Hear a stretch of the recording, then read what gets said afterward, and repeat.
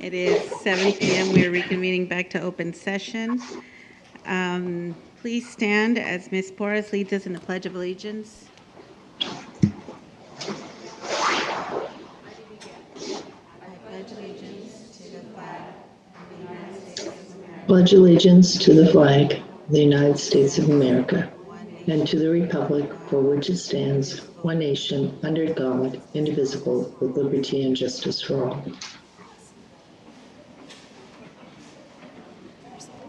Thank you. Item 6, roll call. Roll call will show that all board members are present, either in person or virtually. All cabinet members are present except for Superintendent Bailey and Dr. Hyde. Okay. Moving on to item number 7, approval of minutes. Is there a motion to approve the minutes of the regular meeting of May 17th, 2022? So moved, Linda Porras. Is there a second? Second, Wendy Jonathan. It has been moved and seconded to approve the minutes of regular board meeting of May 17, 2022. Any discussion? Hearing none, calls for the question. All those in favor say aye. Aye. Aye. Aye. Any opposed? Any abstention? Motion carries. Item 8, board meeting addenda. Dr. May Vollmer, is there any addenda to this evening's agenda? Yes, there is. We will be pulling the following items from the board agenda this evening. Item 14.2.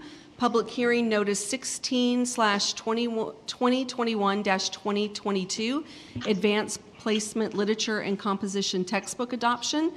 If anyone showed up this evening to participate in that public hearing, you are invited to give your input during general public comment in the board meeting, and we invite you to get a blue sheet at this time and turn that in, indicating your intention to share at that time. We will also be pulling general function item 18.7, advanced placement literature and composition textbook adoption. Thank you. Moving on to item number 9, approval of agenda. Is there a motion to approve the agenda of the regular meeting of June 7, 2022 with the deletions as needed? So moved, Linda Porras. Is there a second? Second, Tricia Pierce. It has been moved and seconded to approve tonight's agenda with the changes. Any discussion? Hearing none, calls for the question. All those in favor say aye. Aye. Aye. Any opposed? Any abstentions? This motion carries. Moving on to item 10, community staff student recognition. Dr. May Vollmer. Thank you very much. I'd like to invite our public information officer, Ms. Mary Perry, to the podium. Thank you very much. Well, I'm going to start with congratulations to Johnson Elementary School for being named a Sandy Hook Promise School for their Say Something Week activities. And I think that Brad's here and Lexi's here. Do you want to stand up? So Brad Fisher, principal. And the amazing teacher, Lexi, who actually puts the whole campaign together. And the two of them are actually being interviewed tomorrow by KESQ to talk about the fact that they are only one of 6 schools across the entire country to receive this award. So Say Something Week took place in early March as thousands of students across the country celebrated the importance, and you can watch the video, of trusted adults in their community. And I think you can see that these kids are totally engaged in this idea of say something. So if you see something, say something. So kudos to both of you and your entire team.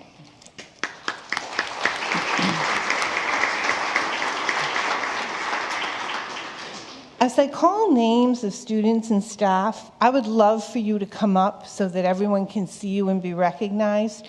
If you're really shy, you can stay in your seat, but you have to stand up and wave, okay? That's the deal. All right.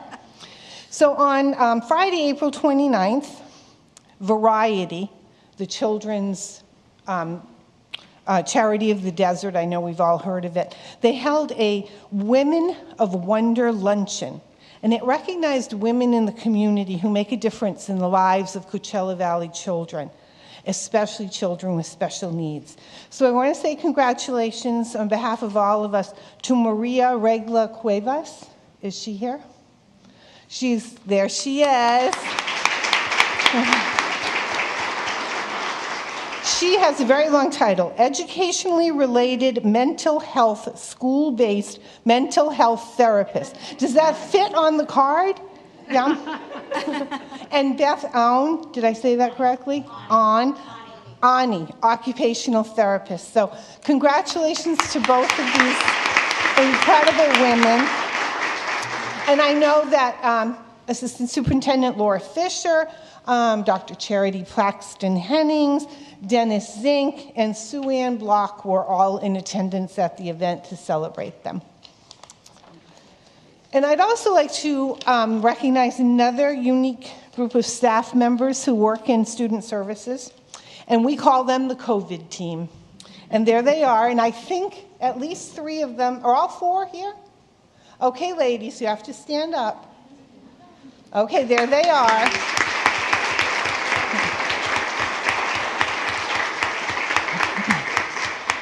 In late August of 2021, 4 individuals, these 4 ladies, received a call from Human Resources telling them we had an assignment for them. So they arrived, had no idea what that assignment was going to be, but they quickly became experts in COVID-19 guidelines. And these 4 were housed next door in Deck North in what has been our emergency command center. And they were the ones who called students, they called staff, they let people know if they needed to stay home, when they could come back, they sent emails, they worked through the middle of the night sometimes. And I'm told that this is a direct quote from Laura Fisher, that there were late nights, early mornings, tears, laughter, and lots of snacks. So I'd like to recognize Jacqueline Garcia, Jackie wave, Emily Archia, Mariana Eniquez, Ileana Camarena, and thank you so much for your incredible work, and I understand that you'll be joining us in other capacities in the district, so please welcome these wonderful ladies.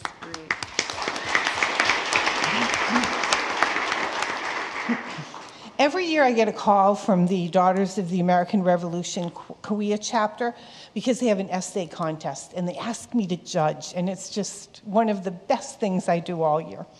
So the theme of this year's essay contest was for a student to put themselves back at the end of World War I, and they had just lost a brother. And they had been invited to the dedication of the brand new Tomb of the Unknown Soldiers in Washington, D.C. So I'm proud to say that this year's Korea chapter of Daughters of the American Revolution American History Essay Contest was Callie Gartland. Callie, are you here? There she is. Oh, no, I guess not. She just wanted to leave. I can understand. So, sorry, Callie's not here, but another incredible essay was written by Artin Asghari. Is Artin here? Nope. All right, well, on to the other people from middle schools who won awards from DAR. And these are 8th graders, one from every school, who's demonstrated the qualities of being an outstanding citizen at their school, the community, and at home. So congratulations to the following winners. So 3rd from the left, I think actually over there, is Macy Bean of Palm Desert Charter Middle School. Macy, are you here? I promise you, I swear they were all invited. From Desert Ridge is Eliana Carrillo. Eliana? No. And from Jefferson Middle School is Romina Lopez Mendoza. There, yay! And you can see Eliana, she's 3rd from the right, yes? 2nd from the right. Oh yeah, I can tell with the little barrettes. So wonderful job and congratulations. Fantastic.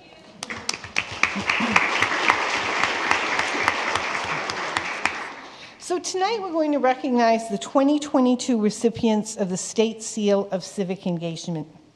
And the coordinator of this program is actually Wendell Morden. He's over there. And this title takes up a whole paragraph. He's the Peer Assistance Induction Intern Support K-12 Social Science Facilitator. Did I get it all? Okay. And Wendell, you're going to come up and stand with me during this, right? Yeah. Come on. He insisted that I had to read this, that he wasn't going to do it. But I'm at least going to make him stand here. So this is the first year that we've had the program. And Wendell has worked with a number of students from our high schools, 11th and 12th graders, to earn this seal that does go on their diploma of civic engagement, and it's from the California Department of Education. Okay, let's see what he said. He said, the legislator created the seal as a way to encourage and create pathways for students to become civically, is that what that says? Civically engaged and familiar with democratic government and civic involvement. In September 2020, the State Board of Education adopted criteria to award the State Seal of Civic Engagement to qualifying California students. Eligible students must achieve competencies in civic education, including demonstrating an understanding of the United States Constitution, the California Constitution, and the democratic processes of government. 5 criteria required for them to qualify for the seal. First, they must have academic success. Second, they must demonstrate competency in understanding the U.S. and California constitutions, as well as the functions of local and tribal governments. Third, they create or participate in civic engagement projects that address real-world problems. They consider varied responses, and they take action. And finally, the students must demonstrate their knowledge through self-reflection. Our participating students have exhibited character traits that include civic-mindedness and a commitment that positively impacts their classrooms, their schools, and communities. In the fall of 2021, our Education Services Department identified and organized teacher leaders at all of the Desert Sands high schools to serve as coordinators for the State Seal of Civic Engagement projects. These coordinators recruited, met, coached, and followed up with students through the entire year to help them earn the seal. And I'd like to introduce our State Seal Site coordinators, Veronica Davis at Amistad,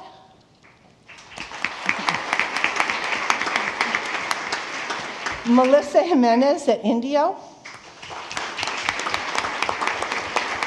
Derek, you can wave for her, okay? Oh, is she there? She didn't stand. Oh, she is standing. That's like an old joke. She is standing. Okay. Tracy Martin of La Quinta. Nope. Jessica May at Palm Desert. I know Jessica's here. Augustin Navarro from Summit. There he is. And Amy Osman at Shadow. So why don't you just all kind of walk up here real quick so everybody can see you and all the work you've done all year. You've worked so hard on this.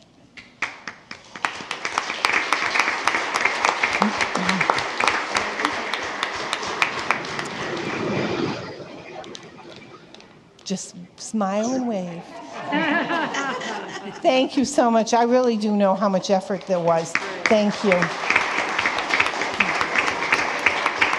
And I am going to announce the names of the students, so if you want to shake the hand of your students. 12 seniors earned the State Seal this year with 8 unique civic engagement projects. So we tracked them all down, we asked them to come, and we're going to see how many showed up. Okay, so from Indio High with the Little Library Project were Irene Yasso Tapia, Iram Leva Rodriguez, Esteban Sanchez. Yay! Come on up.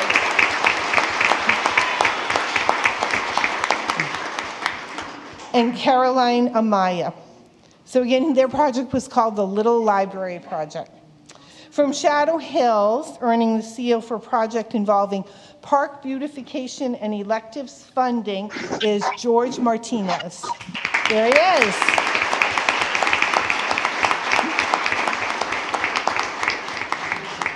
Also from Shadow Hills is Cristal Navarrete Hernandez. She earned a seal for her project titled Change EBT to Support Feminine Hygiene. Not here. Also from Shadow Hills, a project called Petitioning Graduation Regalia. Brenda Lopez and Brenda Lopez. Two young ladies with the same name at the same school on the same project, as well as Juliana Martinez.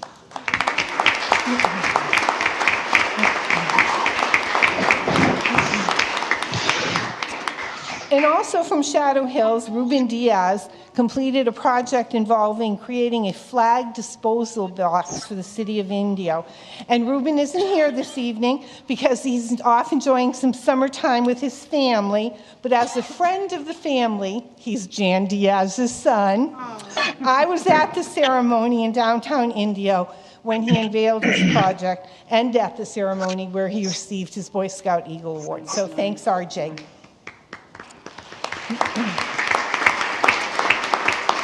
From Palm Desert High School, we have Violet Feith. Is she here? Yes, no. And I know my girl Bella Mazzei is here. Come on, Bella.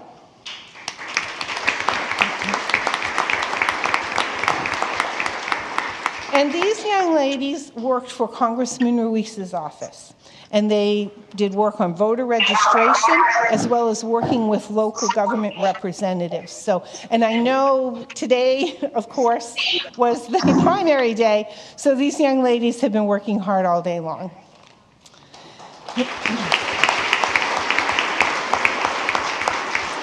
At Horizon School, Ivan Ramos, Ivan, are you here?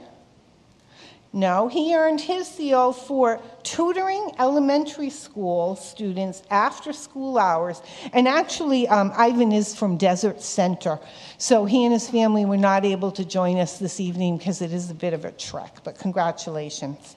So we congratulate all of our State Seal of Civic Engagement recipients who have proudly affixed the seals to their diplomas and on their high school transcripts. And examples and descriptions of their project will be available soon on the district website, so you will be able to go out and see what they did. And Wendell particularly asked me to thank someone who's not here this evening, but that's Dr. Marcus Wood, for spearheading the effort in conjunction with support and training from the Riverside County Office of Education. Wendell, do you want to read the last sentence? I honestly, I don't have my glasses. Okay, all right, sure. Here. Wendell's last sentence was that we look forward to reporting the projects produced in the years ahead. Thank you very much.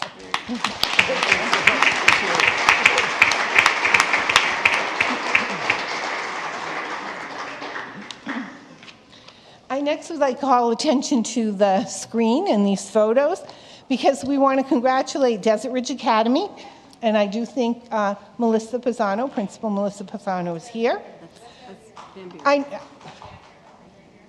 I'm sorry, did I say the wrong school? Yeah, you said Desert Ridge Academy. I'm sorry, I know that. I go there all the time. Every time she invites me, I come, don't I, Melissa? I do.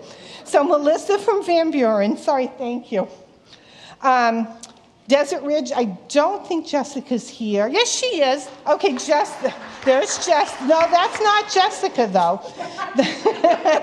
And from Amistad High School, Dave is not here, I don't think, but we do, well, I think she just left. Anyway, they each received a check for $3,000 from Pacific Western Bank to fund their participation in the financial literacy program. And I know you all know that's an initiative from the Riverside County Office of Education under the Title I Desert Region Schools. And the schools are going to continue to provide education and resources on financial literacy in the year to come. So thank you very much. Congratulations, Melissa and Jessica and Dave. I have one more. And I want to give some very special congratulations to my friend, Indio High School Principal Derek Lawson, because he's just been elected to the board of the National Association of Secondary School Principals. Come on, Derek. And as you know, this organization is a national one that's a network for middle and high school principals who work together in all aspects of secondary education. And Derek has been associated with the group for many years, and he takes trips to Washington, D.C. on behalf of Desert Sands and all U.S. middle and high schools. And Derek continues to have articles and interviews that are published in national publications. And I especially appreciate that work as he brings incredible national positive attention to DSUSD. So thanks, Derek. I want you to say a few words, but you know I'm always happy to be your wingman.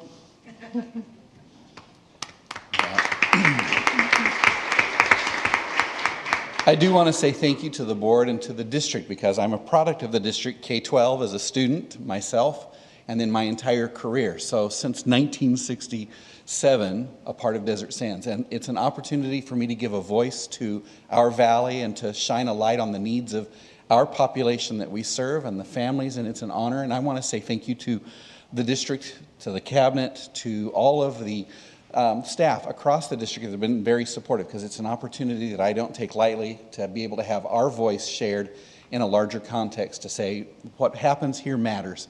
So thank you very, very much. Thank you all very much. Any comments from the board?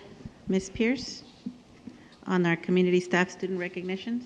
Yes, I was very excited to see all the projects that the civic engagement students did and how they earned their seal. I think that's just a lot of effort and a lot of forward thinking, and I can see that they would be in a leadership or some type of civic maybe job in the future because they're taking an interest in that. Also, for the financial literacy, if I understand that right, it's teaching kids how to manage money. Is that right? Mm-hmm. And I need to read up on that more, but for that to happen, I think that needs to be in all middle school and high schools for kids to know how to balance a checkbook, even though we don't hardly ever get to do that. Jordan does, but not the rest of us. Anyway, then for Mr. Lawson, I think that's quite an achievement. I think when I was speaking to him before, he told me there are only 12 people nationally on that National Association board, and so that's a very prestigious position to be, and he's been involved in it for a while, so I really do congratulate him on that. Lastly, for my former principal at Johnson, I really applaud their school in taking the Sandy Hook Say Something promise forward and doing it in such a way that they're one of the 6 in the nation. That's just an honor, and I love to see kids grow up from elementary school not being afraid to look around, be aware of their surroundings, be strong enough in their own character and self-esteem to be able to say something without feeling like, you know, somebody else would get mad at them or whatever, but really to take that initiative. And in today's world, we know that anything like that, the more people that are out looking out for that kind of activity and everything would help us. So I'm really proud of the district. Thank you. Ms. Porras? I just want to reiterate everything you said. Yeah, that's awesome. I know. About the Sandy Hook promise. I think that's very important, especially, you know, today and what we've all been going through. Well, the children have been going through. And it's good that they're able to have a voice. That's, I think, so important for our kids to have a voice. The Women of Wonder Luncheon, that just sounds like amazing that they have that for our kids. And the COVID team, I mean, how can we can't thank you enough for all that you've done, you know, the late nights. And I mean, I know that it put our district at ease, just knowing that you were there and really helping, that you were a very important part of just going through everything that we've all gone through. And thank you so much for just being there.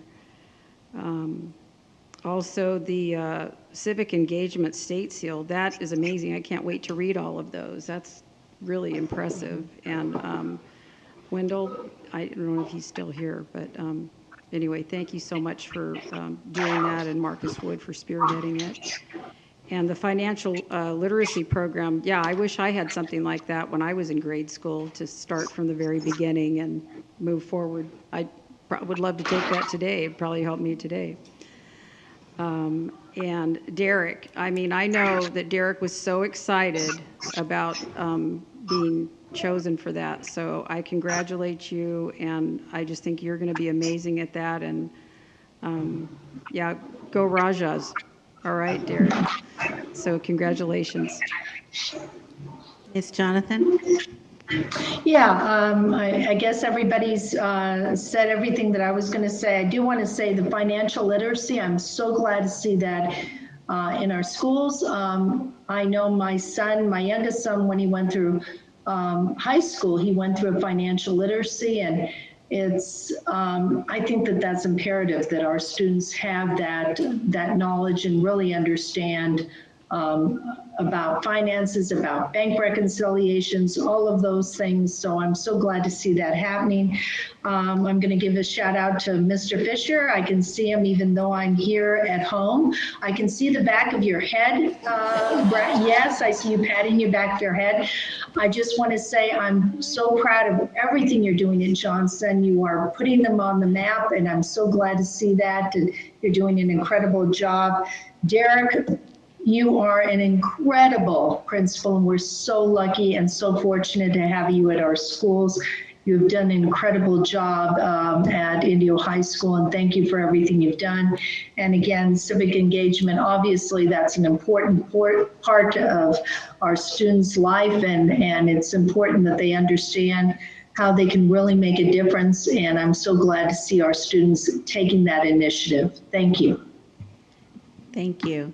And I won't repeat everything because there's a lot. I congratulate everybody. Kudos on all the awards won. Thank you. Everybody is a credit to the district. And we're moving on. Dr. May Volmer, do you have anything on item 11, introduction of new or recently promoted employees? Not this evening. Thank you. Moving on to item 12, information. There's only one informational item. 12.1, Head Start program reports for March and April 2022. And item 13, staff conference items. Dr. May Volmer. Okay. Thank you very much. I'm going to turn it over to Ms. Fisher to introduce the first one. All right. Thank you, Dr. Volmer. We are pleased to present our Desert Sands models of inclusive practices. And as you can see, well, you can't see yet, but you'll see as they come up, it's a team approach, including district administrators from both student support services and ed services teams, principals, teachers, and students and parents. Because it truly takes a team, as we know, to ensure appropriate services and instruction for all students, including the training, support, and collaboration with staff. As you can see, the PowerPoint is very thick and has lots of information. They will not be able to go in depth on every page, but it also has a lot of good information, assessment results and things that they'll be able to touch on, but we wanted you to have copies of everything to look at. So I will turn it over to Dr. Hennings to get started. Thank you. Thank you. Good evening, board, and good evening, cabinet. Thank you for allowing us to present on this topic this evening. And the slides work. Excellent. So when we consider students who are identified as being eligible for special education and needing an individualized education plan to support their academic and social emotional progress, one of the things that we consider is the inclusive practices. Inclusive practices resist the notion that the support services and accommodations must be done in settings outside of the general education classroom. Instead, the individual needs of each child are considered, and per the Individuals with Disabilities in Education Act, they are offered in the least restrictive environment possible. The mandate of the least restrictive environment is detailed in the Individuals with Disabilities Act, often referred to as IDEA, which indicates that children with disabilities should not be educated apart from their peers unless their disability is so severe that they cannot access a regular education classroom, even with the support of supplementary supports and services. Ultimately, in order to honor the least restrictive environment, inclusive models cast aside outdated concepts such as separate and equal and focus on differences in abilities as another form of diversity, whereby in this situation, educators provide supports and accommodations rather than remediation in separate environments. In this way, we celebrate strengths and value the diversity of each student.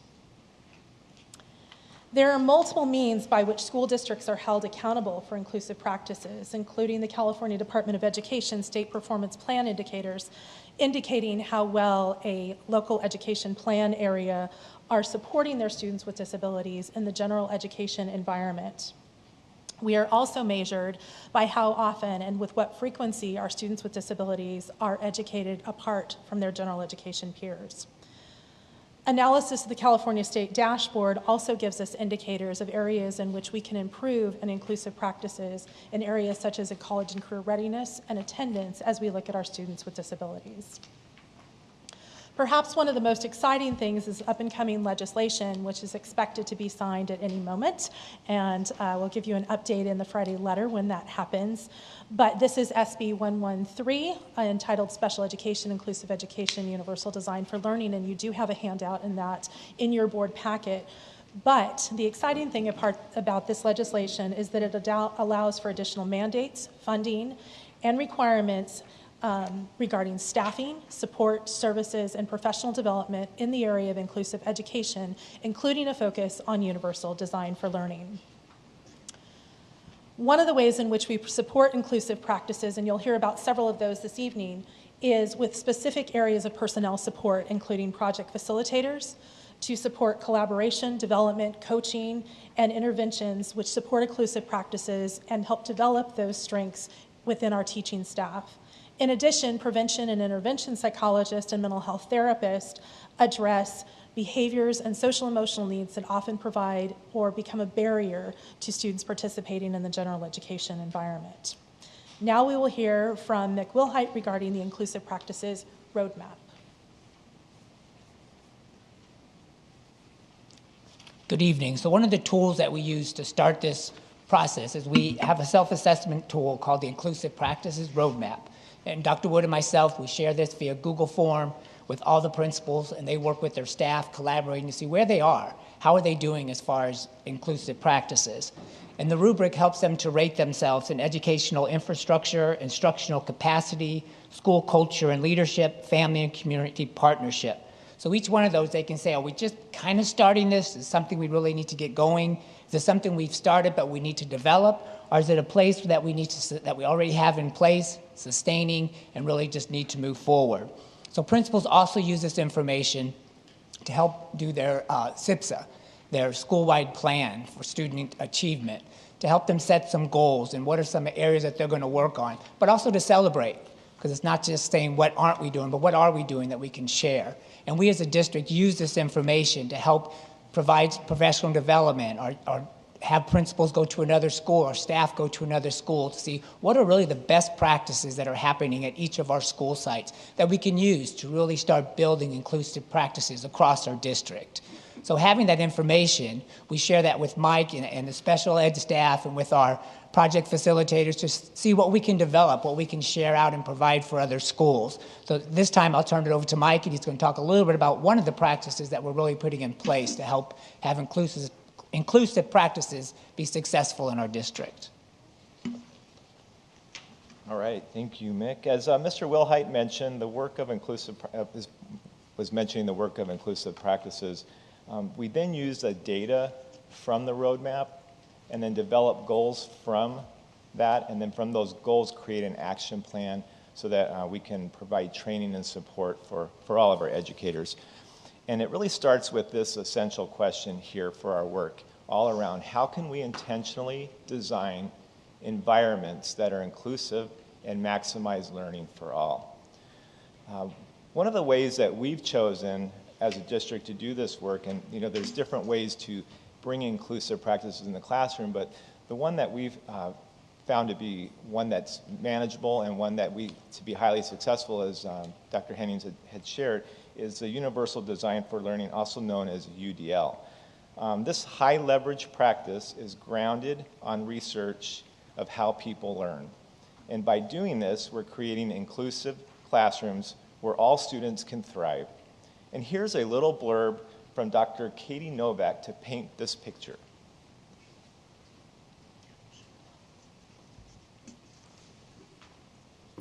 I get asked all the time, why are we going to implement UDL?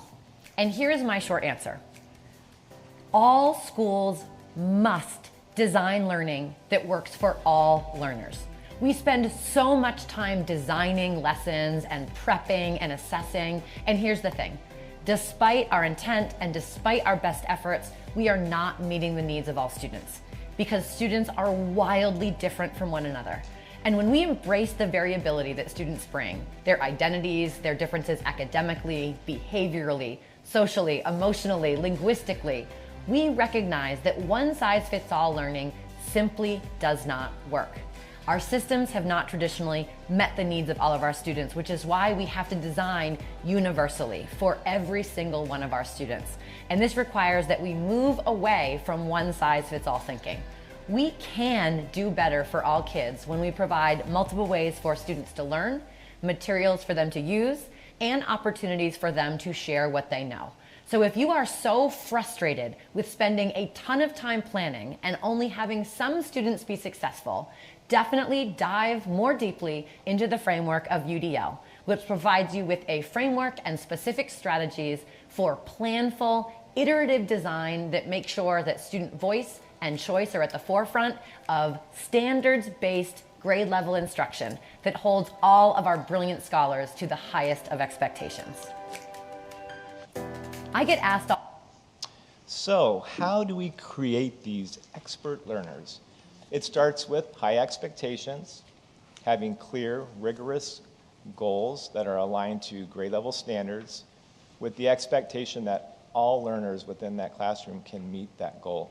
And then the students understanding what is it that I need to do in order to achieve that goal, and then providing a pathway for them to get there. And that pathway may be different for each student or for maybe a couple of students, and just providing that opportunity. So it really starts, and this is the structure as you see it here that we're using. So it starts with those high expectations, setting clear, rigorous goals, and then we all know that we all learn in different ways, and so do our learners. So planning for what barriers might get in the way of how we can support the variability of all of our students. And then, as we know that they're all coming to us with different needs and different wants, and being able to provide that for them. And even as adults, we need that same thing, right? So being able to provide planning for that and anticipating the barriers and the variability with that. Then we use these, what you see up here is the UDL Guidelines. These are the planning documents. These are the framework in which we use to design these options for our students. So providing multiple ways to engage our learners, different ways that they can access learning, and options on how they're going to express their learning. So again, this is the structure. This is the structure we want to put in place across the district to really meet the needs of all of our learners. And we know if we do UDL, then we're doing inclusive practices in all of our classrooms, and it meets all of our learners. To ensure that we have equitable systems across the district, we will build capacity through whole systems of engagement. So as you can see up here, this is the whole systems of engagement. So really, the last 2 years, building capacity with our district leadership, our principals, our assistant principals, and our project facilitators and instructional coaches. So providing them support and training around what is UDL, what does it look like, that structure, and then how can we take that and model that for our staffs and model it for our educators. And through that, we learned that we built our capacity through the support of Riverside County Office of Education, but also going through a book study together as leaders around UDL leadership. Our goal for next year as we move forward is to take that learning that we've done as district leaders, principals, assistant principals, project facilitators, and instructional coaches, and take that down to the educators and support staff through our district SAS, and as well as after-school academies.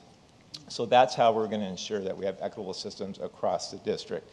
Right now, even just as district leaders and project facilitators, the expectation is how can we model UDL, that UDL process through PD that we're going to be giving to our educators as we move into next year.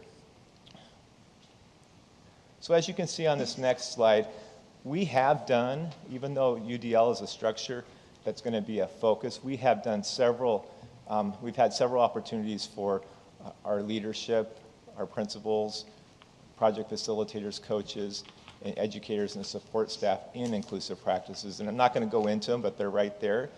And so with that, again, this is not a one and done. It's an ongoing process for us. And it will continue to work as we go, because we know there's still a lot of work to be had with that to make this happen. We do have a couple schools that we would like to share. We'd like to have them share some of the success stories they're having around inclusive practices and UDL. So Oliphant, I believe, is next. Thank you. A new beginning at Oliphant Elementary School. How it all started. It all began with hiring a team of excited educators about inclusive practices. For every staff member, this was a new start, and we embraced the challenge to ensure that all students will succeed. Students with IEPs were strategically placed with the supports in place.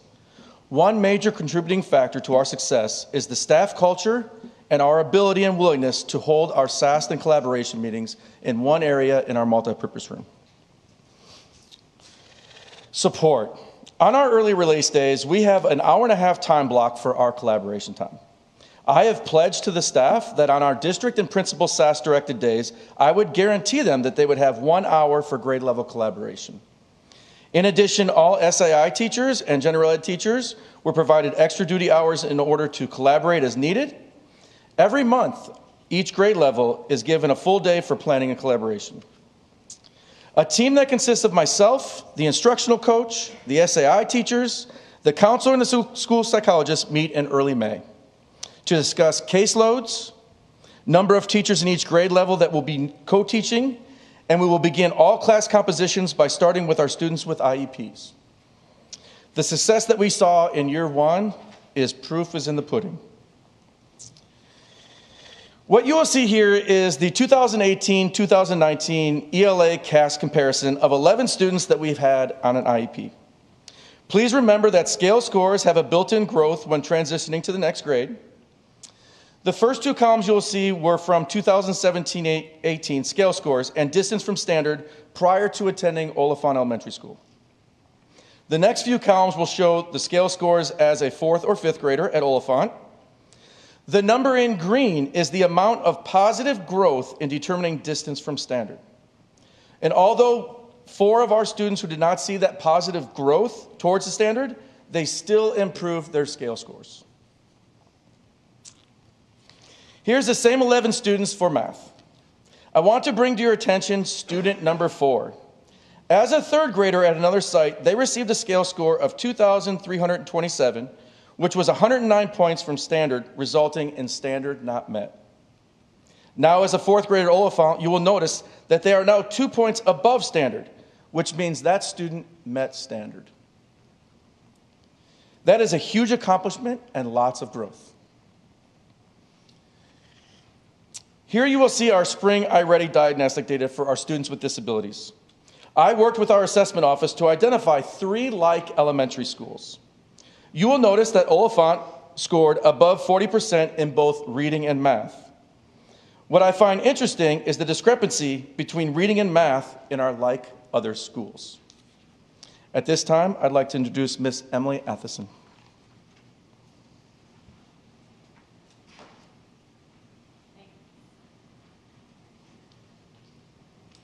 Inclusion is not a strategy to help people fit into the systems and structures which exist in our societies. It is about transforming those systems and structures to make it better for everyone. Inclusion is about creating a better world for everyone. Good evening, everyone. My name is Emily Atheson, and I am proud to introduce myself as a 4th grade general education teacher at Oliphant Elementary, who houses a diverse makeup of both typically developing children and children with learning disabilities. I want to pose a question to everyone here tonight. Think about the last time that you went shopping or were casually running errands and you ran into somebody different than you. Maybe they looked different than you. Perhaps they had a height deficit, they were in a wheelchair, or used a white walking cane. Did this person communicate differently? Did they have slurred speech or overreact to loud sounds?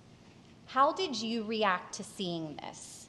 Did it catch your attention and cause you to stare? Were you with a child who asked, "What's wrong with them?" Did you hear someone respond that it isn't polite to stare? Now think back to when you were in school. Were these individuals your peers? Were they in your class? Did you learn beside them? Perhaps if you did, there would be a few less questions and a little more understanding and acceptance for these children. Probably like most of you, I too learned apart from these children. And I have now seen the vast range of benefits that providing an environment where these children can learn together, and it brings me such joy to foster that space every single day. It also humbles me to be here to speak to all of you this evening on behalf of those children and for the children who aren't at this time in that classroom, learning alongside their typically developing peers. I want to draw your attention to the picture that's in the bottom left-hand corner. There are 12 fourth grade boys pictured here. They're all bonding over a game of basketball during their break from academics. Without inclusion, 4 of those boys would have been in a separate setting, learning away from these friends, more than likely robbed of the opportunity to make these friendships. For inclusion to be successful, caring for, nurturing, and tending to the constant evolution of co-teaching is essential. The children are directly observing the relationship with one another as well as the relationships with the teachers and the students. And they're learning how to interact with their peers. To have 2 voices, 2 levels of expertise, 2 perspectives, and 2 approaches to learning means reaching more children. It is powerful to watch, and it's so humbling to be a part of. It's an opportunity I really do wish for all educators. So how do we create this learning environment? It's not as simple as just dropping the children into the gen ed classroom with a specialized academic instructor and a general education teacher. First and foremost, there must be a mutual respect and enthusiasm to work together in helping all children reach their goals. The approach to this can look very different in class to class, but no matter what inclusive setting you step foot in, 2 things should be very evident. All students are in the classroom accessing grade level standards, and both teachers are assisting all children. So inclusive practices allows all students to start and end their day together. Their needs are being met throughout the day with purposeful planning and preparation by both of their teachers. The general education teacher is able to offer the core instruction and assistance, while the specialized academic instructor is able to add another layer of expertise and support. Through collaboration, the teachers are able to identify the individual needs of a specific student and identify purposeful timing to support in the classroom versus minutes out to work exclusively on IEP goals. Doing so allows all students to access grade level curriculum in the least restrictive environment alongside their typically developing peers. And so now we have arrived at the final ring of the circle, the what. What is the result? What is the proof? And so through the implementation of inclusive practices, we have created the future. We've set children up for success, ready to embrace the world and navigate it together, alongside one another. We have taught these children how to work with one another, embrace others for all of their differences, and respect all they have to offer and contribute to the world. We have molded these children into leaders who take ownership in all that they do and carry themselves with pride and with self-confidence as they are ready to explore the next chapter of their lives. They're independent, self-sufficient, accepting, empathetic, team workers. They are the future, and the future is here. And so at this time, I would like to introduce you all to a family that is very near and dear to my heart. This is the mother of a previous student of mine, Renee Mendoza-Ion, and this is his mother, Mrs. Naomi Mendoza-Ion.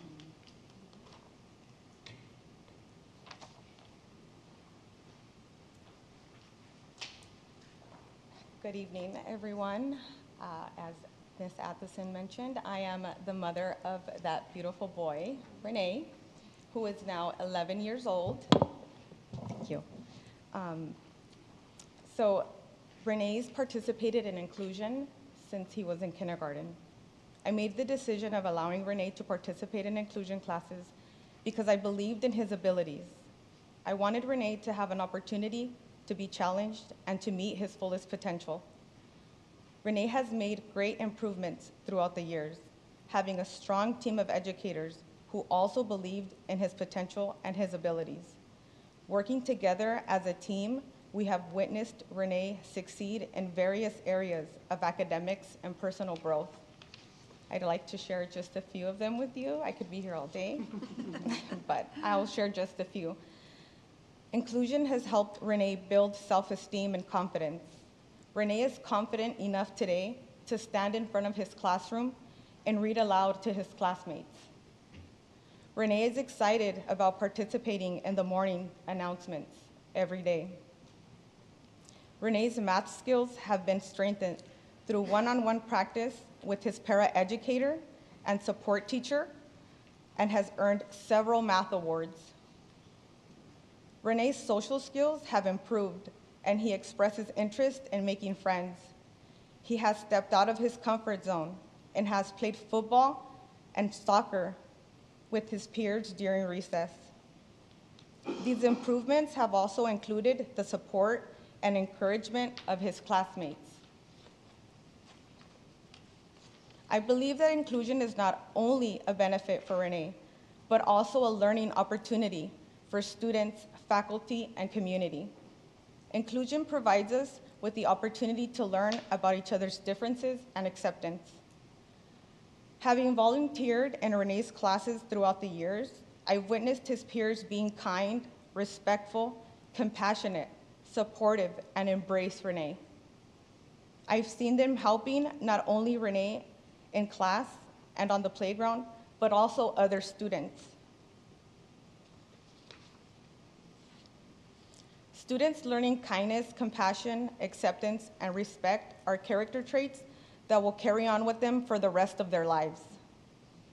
Teachers who choose to be a part of inclusion thus far are choosing to be a part of a positive change in the world of education, and I can attest to that through my son firsthand. I believe in inclusion and have witnessed the impact that it has made on Renee, but also on me as a mother, and also having worked in education for the past 19 years. I am grateful for the team of educators.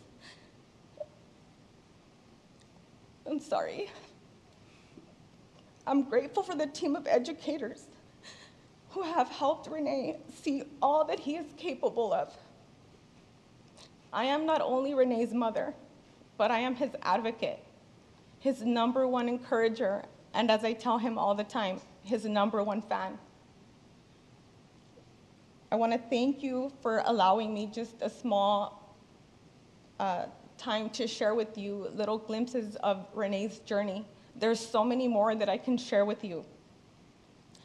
But instead, I'd like to invite you, if you haven't already, to see for yourself and visit the classrooms that are currently participating in inclusion so that you can see for yourself the impact that it's not only having on our students with special needs, but students who are neurotypical as well. Thank you so much.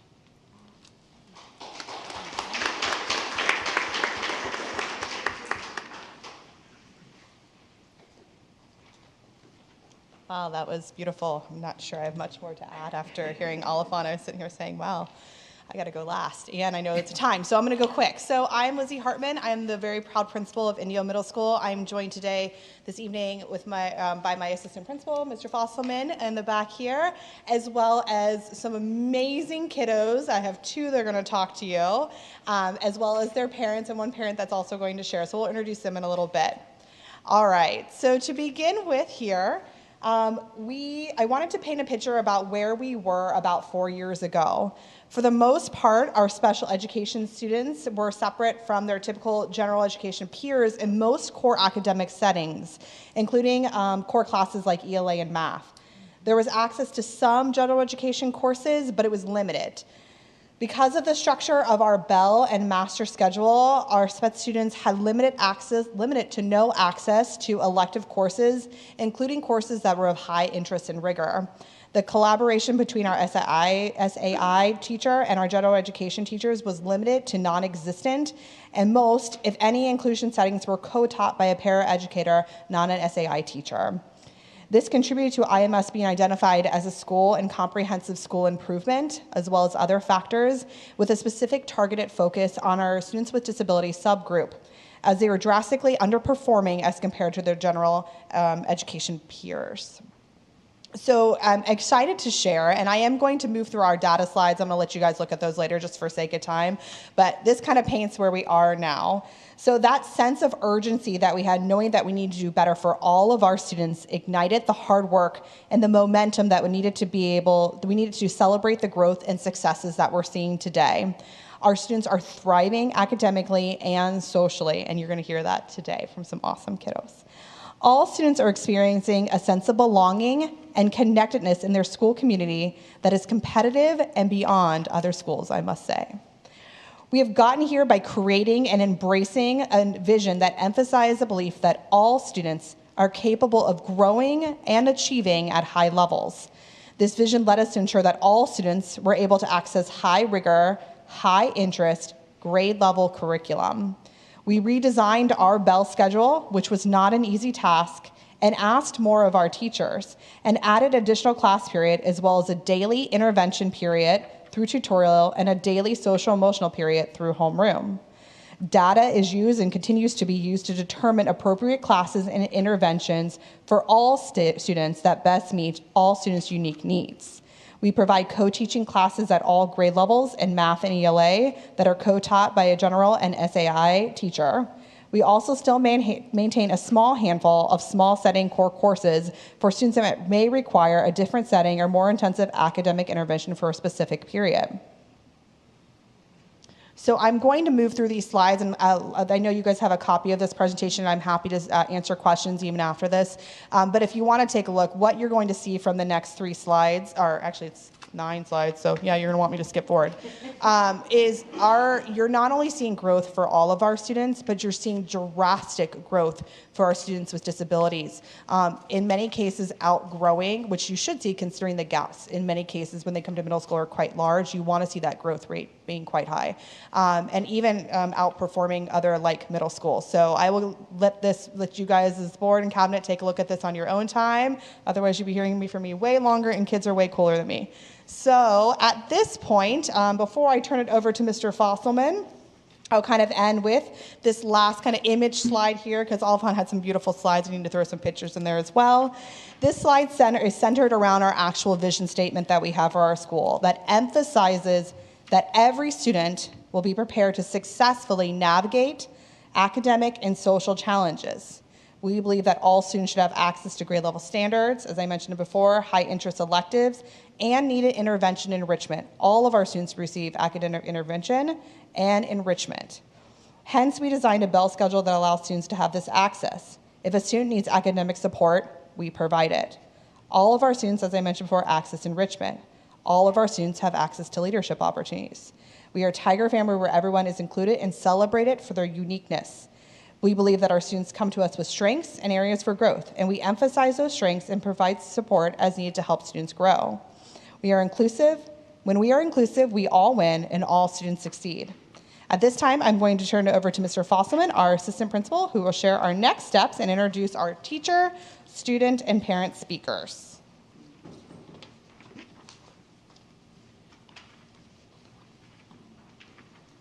Thank you, Mrs. Hartman. We're in this journey, and we know that it's not complete. We have to continue to work towards our vision. As we move forward, we will continue to provide professional development opportunities to support our co-teaching teams and ensure inclusive practices are established and evident in every classroom.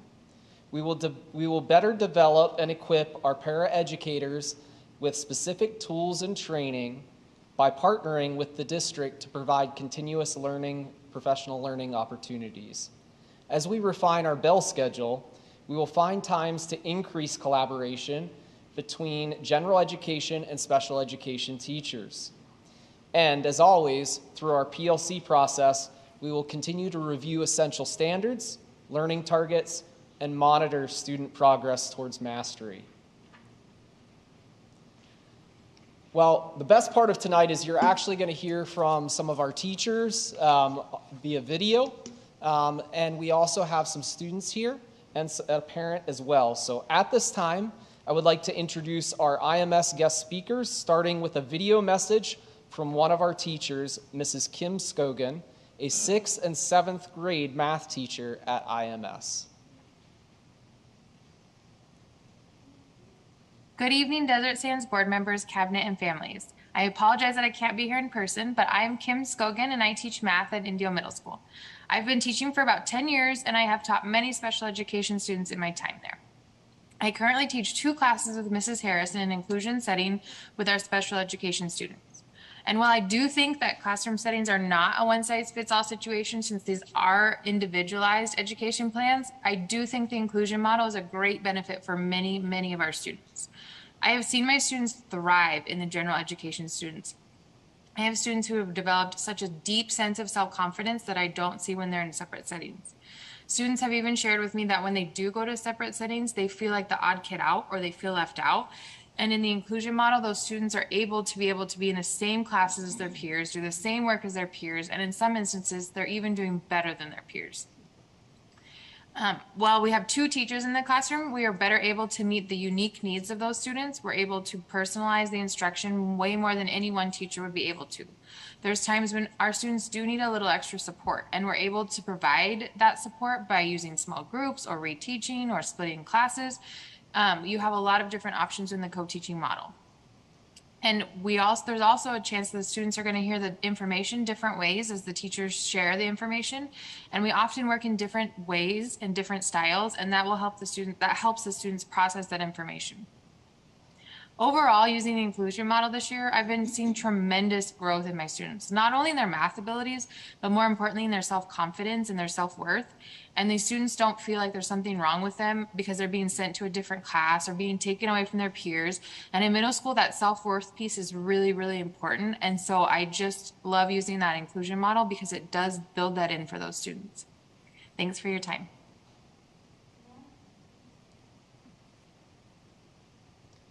Mrs. Harris is a special education teacher, our department chair, and co-teaches with Mrs. Scogan. You'll hear from her next. Good evening, Desert Sands board members, cabinet, and families. I apologize I cannot be here tonight. I am Jessica Harris, and I'm a special education teacher at Indio Middle School. I have been teaching at Indio Middle School for 10 years. During these 10 years, I have seen how Indio Middle School has been slowly implementing the inclusion model.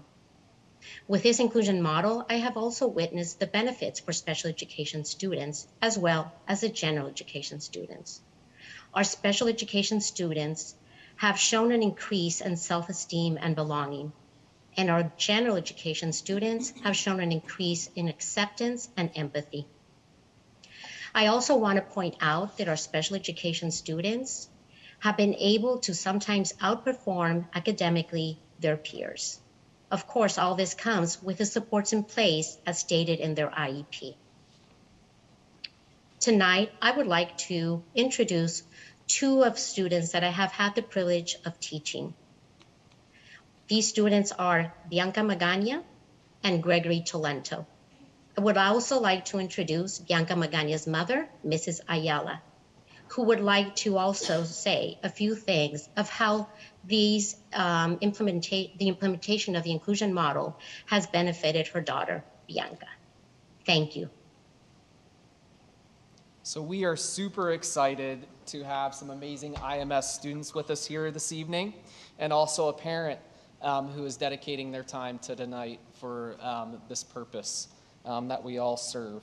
So without further ado, please give a warm welcome to Bianca Magana.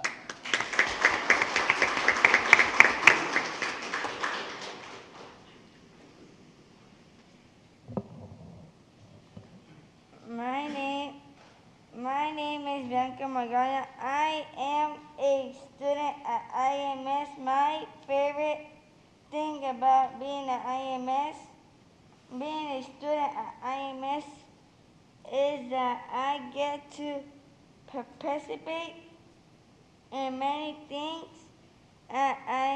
The school has a class that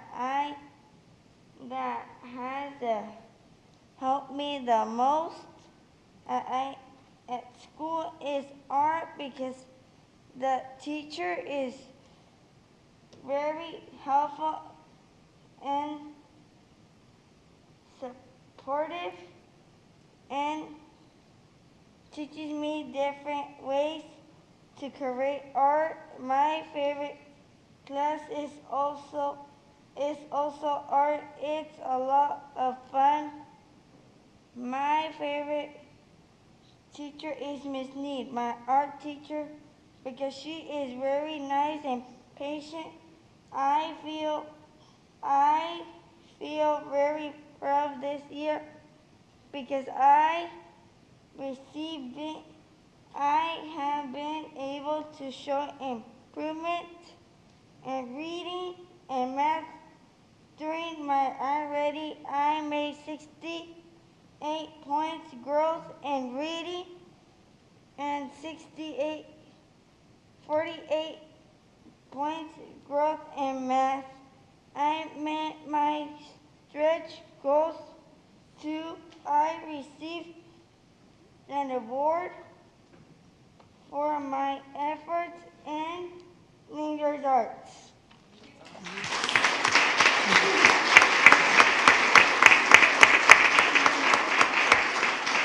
Great job. Thank you, Bianca. Now let's give a warm welcome to Gregory Talento.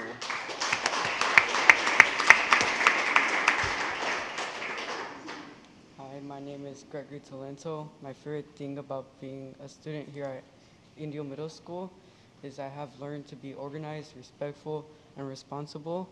One class that has helped me the most is math. The reason why is because it had made me care more about my academics and being responsible. Now my favorite class is math because I like to get a math degree to become a chef. I want to thank Miss Gogan because she is my favorite teacher and she makes math class fun for me, and she is one person that can help me reach my goal. One thing that makes me feel successful is my 24 points growth for reading and 17 points growth for math. One other thing is my excellence in science award.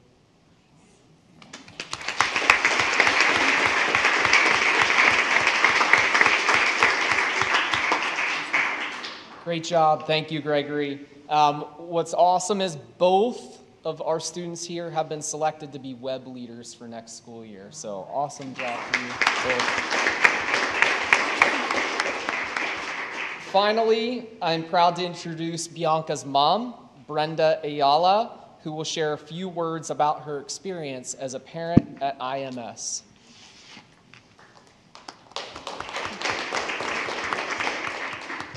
Thank you. Good evening, everyone. My name is Brenda Ayala, and I'm the mother of Bianca Magana, who is currently attending IMS as a special ed student. Bianca has always been a fun and bright girl who has never had any trouble adapting to a new school. I can still remember her first day at IMS coming back from COVID. I think my only concern was, how does she work her way around? But when I arrived to pick her up after school, she said, "Mom, I got this." And she goes, there was a lot of classmates who helped me around, a lot of staff who were very attentive and supported. Bianca has never felt excluded when they offer her the opportunity for transition to a general ed classroom that really showed improvement academically as well as self-independence and self-confidence. She has shown growth in and out of the school campus. As for me as a parent, seeing those accomplishments and being offered the opportunity with positive outcomes in IMS, that has made me a very proud mother who has seen my daughter succeed as a student at IMS. I know my time is limited, but Bianca's not only my special ed student. I do have another one who is in elementary, James Madison, who also has been attending transition. She was speech delayed, and she really grew once she did the transition. From not speaking at all to saying, "Mom, I got this," was a very, high accomplishment for me as a mother. I see how both my daughters have grown with these programs. And I'm very happy to say that having wonderful teachers and staff supporting me with these programs, I'm very happy to say that I'm very proud that my daughters have attended these schools with this support system. Thank you for your time.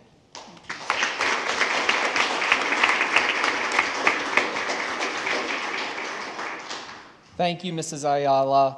On behalf of all of us who have presented this evening, we would like to say thank you and open the floor for questions from the board at this time. Thank you. Ms. Pierce, do you have any questions or comments? I don't know what a web leader is, Jason. So we're really proud to have WEB. I know a couple other middle schools do as well. It's where everyone belongs. It's an 8th grade mentor program. So these students have to apply, they have to be selected, they have to do an essay, they do a whole conversation with the WEB teacher. So it's a pretty big honor. They'll mentor our incoming 6th graders. So Okay, I think I saw them on our tour day. They were in there helping. Okay. Yeah, you probably saw our WEB leaders in there. Yeah. I do think this inclusion is so important for the kids, and I can say that when some of the comments came out, when we started 4 years ago and working it in, as a teacher that was still teaching then, and I've said it before, Laura probably hates hearing this, but I feel like it was flung on us then, and now that we're seeing that we're handling it in such a step-by-step organized fashion and getting people trained, because in teaching school you didn't learn this co-teaching, and it has to be something that everybody can buy into and work together and have the time to go watch other people doing it. That is so important for teachers to feel comfortable to leave their comfort zone of what works for them. But to have a class where the kids, I love the depiction of, equality and equity and all that, sitting on the seats and stuff. It's true, they can thrive in those environments if they're taken really individually and not just, okay, everybody go in here for 3 hours, So I do appreciate that now with these plans and this universal design for learning, I believe that this is a system that can really work, and I love hearing from the kids and their improvement and the parents. It's heartfelt that they're speaking about what they've seen, the changes in their kids, and I'm sure there's many more examples of that.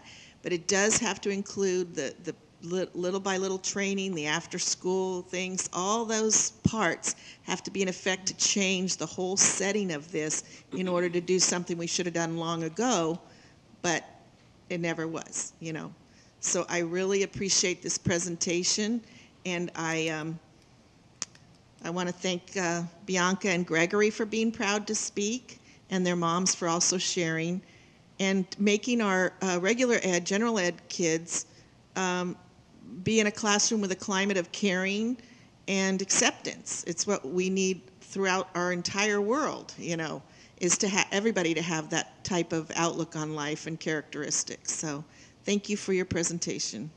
Thank you. Ms. Porras. This is a beautiful presentation. Wow. I'm just in tears listening to the comments.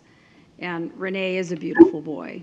So I thought that was just amazing when his mom was speaking. I don't know if she's still here, but anyway, you just had me right in my heart. Anyway, and you are his #1 fan, and that's what's so beautiful about this program is, parents are the #1 advocate for our kids. And I remember when my kids were in school, or even when I was in school, kids were put in groups, you know, for different groups, and there's that isolation and, oh, you're in the red group, oh my God, you know, that kind of thing.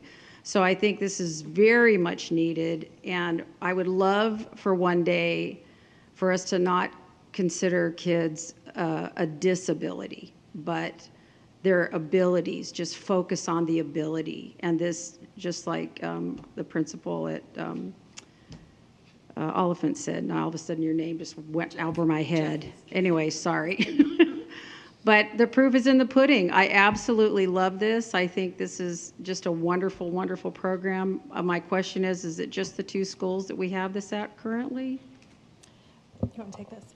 We actually are doing inclusive practices to some degree at all of our schools. Okay. But as we've emphasized, this is a slow rollout, so that as we're training staff and developing them and moving forward, then we are rolling out more and more at each of our school sites. Okay, wonderful. Well, this was beautiful. And I just want to say, it's tough to speak publicly. So Bianca and Gregory and even Brenda, for you guys to come up and speak, it's hard to come up and present. And so I just am so proud of them to be able to come up and speak. So I appreciate them coming forward. Thank you so much. Thank you. Ms. Jonathan. Yes, I want to first thank everyone for their presentation. I did want to say that our mission for our district is to inspire and nurture every student one opportunity at a time, and our vision is that we will be a district of choice to successfully prepare every student for college, career, and life. And SB 1113 has provided that. I do have members of my family that are special needs, and I know the importance of those students to have a voice and for others to hear that voice. And mutual respect is imperative. I know, all California pupils deserve an education worthy of their potential. And for too long, this education has really been out of reach for many pupils with disabilities. And the inclusion benefits without disabilities, it helps them as well. They learn to, as we've heard, be compassionate and work with those other students. And I think that it's really important for those students also that are being going through the inclusion, because it improves their self-concept and the empathy for those students as well. With regards to Oliphant and Indio Middle School, I really want to say I appreciate you taking the time to provide this instruction, services, and support the students as they are needed, as well as the professional learning. And I think that that's extremely important. And I see with the guidance of the staffing that the inclusion classrooms that I like to see the co-teaching that's being done at those schools, because that's important. And again, it's mentioned in SB 1113, excuse me. I do appreciate Kim Scogan and Mrs. Harris that you recognize that some students will need a smaller classroom and need extra support, and there's not a fix for all. And Bianca, I just want to thank you for sharing how inclusiveness has helped you and how proud you are of your growth. You should be so proud, and we all are proud of you. And Gregory, I'm looking forward to seeing you as a chef someday. I also think it's really important, and I really appreciate that you had our parents share what this has done for their students. It takes, as Ms. Forrest said, it takes a lot of strength and courage to get in front of everybody, and Gregory did that, and Bianca and the parents as well. And I'm so happy to hear about the growth that your children are experiencing both in and out of school. I do want to note that nothing shall conflict with the children who are deaf, hard of hearing, blind, visually impaired, and deaf-blind. That inclusive practice and strategies to improve pupil outcomes shall mean placement in settings that provide full access to language. So it's not just those students that are having certain disabilities, it's for all those students. And I really want to touch on what Ms. Forrest said, that let's look at what our accomplishments are as students rather than the differences. So I think that that's really important. And thank you so much, and it was a wonderful presentation. Thank you, Ms. Jonathan. Thank you for the presentation. I do want to give a shout out to Mr. Hiskin. I was talking to a parent of one of your students who is a special needs student, and she had wonderful things to say about you and your support staff. So thank you. It's always nice to hear the good, not just not just the complaints. So I actually watched this or went through the PowerPoint this weekend because as a grandparent of a special needs child, this is very dear to me. And inclusive practices are amazing. They do wonderful things for the students that can deal with being with the general ed, in the general ed setting. However, there are some of our students that cannot.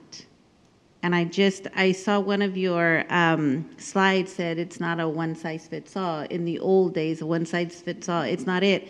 Well, it's also not a one-size-fits-all with inclusion as either. And I just want to caution the moving so fast into a full inclusion, which is also not the way we would want to always go, because we also have to remember that there are children that cannot be in this setting, and they do need a safe space. And we would be doing a disservice not only to them, but to the general ed children as well. I do also want to caution that all of this takes manpower.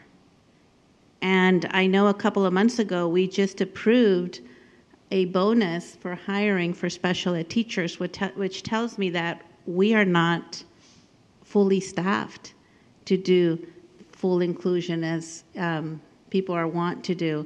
We don't have the staffing for that, sadly. And many times the training is not always given promptly. Let's say, for example, at the beginning of the year, right now we are all overwhelmed coming back from, I'm talking as a teacher, as a general ed teacher. Everybody is overwhelmed coming back from Zooming for a year. And many times a lot of the training is done after school, after 3:30 or whatever time the school lets out. At that point, many staff members are just, they're wanting to go home. So many times the training doesn't happen. So we do need to be aware of the fact that we do need more staffing in order to do some of these programs. We need to have our paras trained. I know sometimes a teacher will say, I'm overwhelmed, I need help, and they get a para. But it might be a para who hasn't been trained yet. And we also need to remember that the general ed teachers do not have a special ed credential. So as a general ed teacher myself, when I do have special needs children in my classroom, sometimes I feel that I might not be trained or have the credential to deal with some of the issues that come up. And it's very important for these students to be able to get, a fair and public education. And we need to be fully staffed, fully trained before we start some of these programs. Although least restrictive is awesome for the students that can handle that. I just want to make sure we don't forget the students that cannot, because we do have those students as well. But I did ask for this presentation because I really wanted to know where we were at, because I do talk to a lot of parents and teachers, and so I just keep hearing different things, and it should be different, because there is an IEP, an individualized educational plan, because not every child is the same. So thank you. And I think to your point, we will continue to update you in the Friday letter on some of the things that you brought up, including some of our exciting opportunities for paraeducators this summer and some of the other things that you brought, and we'll continue to update those. Thank you. I do appreciate the presentation. Dr. May Vollmer, do you have any comments? No, yes, I do. I can't say no and then have a comment. I do have a comment. I wanted to just thank everyone that presented this evening. I know many of the board members already offered their thanks, but it really was very, very special and wonderful to hear from our staff members, to hear from students, to hear from parents, It's always wonderful to hear your stories and your experiences. So thank you very much for taking time to be with us this evening. And thank you. You students that spoke, you did amazing. Thank you. Great job. And now we are moving on to item 13.2, Local Control Accountability Plan Presentation. Dr. May Vollmer.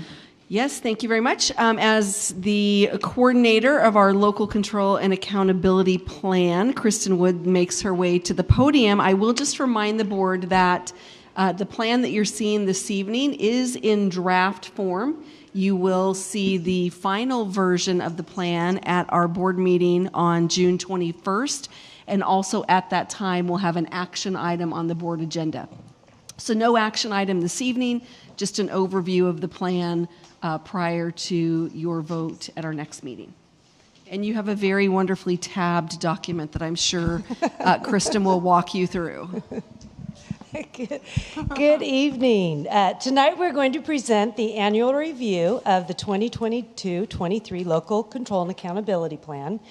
Your LCAP packet for this evening contains a copy of the presentation, an infographic that summarizes the presentation and LCAP, and a draft, big heavy draft of the LCAP that has colorful Post-its separating it into 3 sections. The entire document contains the budget overview for parents, the pink Post-it, which Mr. Aquino will address later on, the supplement to the annual update, the blue Post-it, which was presented at the February 15th board meeting, and the 22-23 annual review, the yellow Post-it. The state of California has identified 8 priorities for improving student outcomes that must be addressed in the LCAP.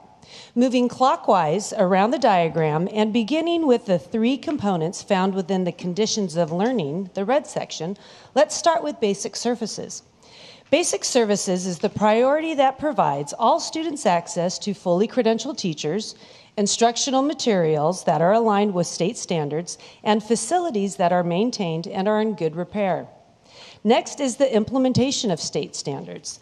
This relates to implementing California academic standards, which includes the California state standards for English language arts and math, the next generation science standards, and the standards for English language development, social science, visual and performing arts, health education, and physical education. The third priority is course access, which refers to student enrollment in a broad course of study that includes all of the subject areas and courses required for graduation, plus college and career readiness. The yellow in the next section in the diagram is pupil outcomes, which includes pupil achievement and other pupil outcomes. Pupil achievement is improving student achievement and outcomes using multiple measures, including test scores, English proficiency levels, and graduation rates. Other pupil outcomes includes the measurement of other important student outcomes related to other required areas of study, such as physical education and the state seal of biliteracy. The blue in the third section of the diagram relates to engagement and includes parent involvement, pupil engagement, and school climate. Parental involvement is identified by districts seeking parent input in decision-making and promoting parent participation in educational programs of all students. Pupil engagement is measured by school attendance rates, chronic absenteeism rates, dropout rates, and high school graduation rates. And school climate is measured by student suspension and expulsion rates, other locally identified metrics such as surveys of pupils, parents, teachers, and on the sense of school safety and connectedness. The Lcap Goals support DSUSD's mission and vision of inspiring and nurturing every student one opportunity at a time, and being the district of choice to successfully prepare every student for college, career, and life. Goal 1 addresses students demonstrating growth as measured by federal, state, and district assessments. Goal 2 focuses on college and career opportunities. Goal 3 addresses safe, secure, and positive learning environments. And new this year is Goal 4, which supports the educational journey of students with disabilities and their transition to college, career, and life. So let's look how the LCAP goals align with the 8 state priorities. Here with this slide, you'll see the Goal 1 and the connection to 5 of 8 of the priorities. The success of Goal 1 begins on page 42, the small green flag, and is supported by 9 action areas that contain several actions and/or services under each of those areas. Tonight, however, we'll highlight just a couple of them in each of those areas. Number 1, highly qualified staff includes recruiting, selecting, and maintaining highly qualified teachers and supporting our DESLA Leadership Academy. Number 2, professional development includes providing instructional support in core content, inclusion for our students in special education, universal design for learning, and strategy that addresses the whole child. Number 3, instructional materials and assessments include supporting the cost of consumable student materials, supports for next generation science standards and social studies standards, and utilizing universal screening tools to monitor the mastery of state standards.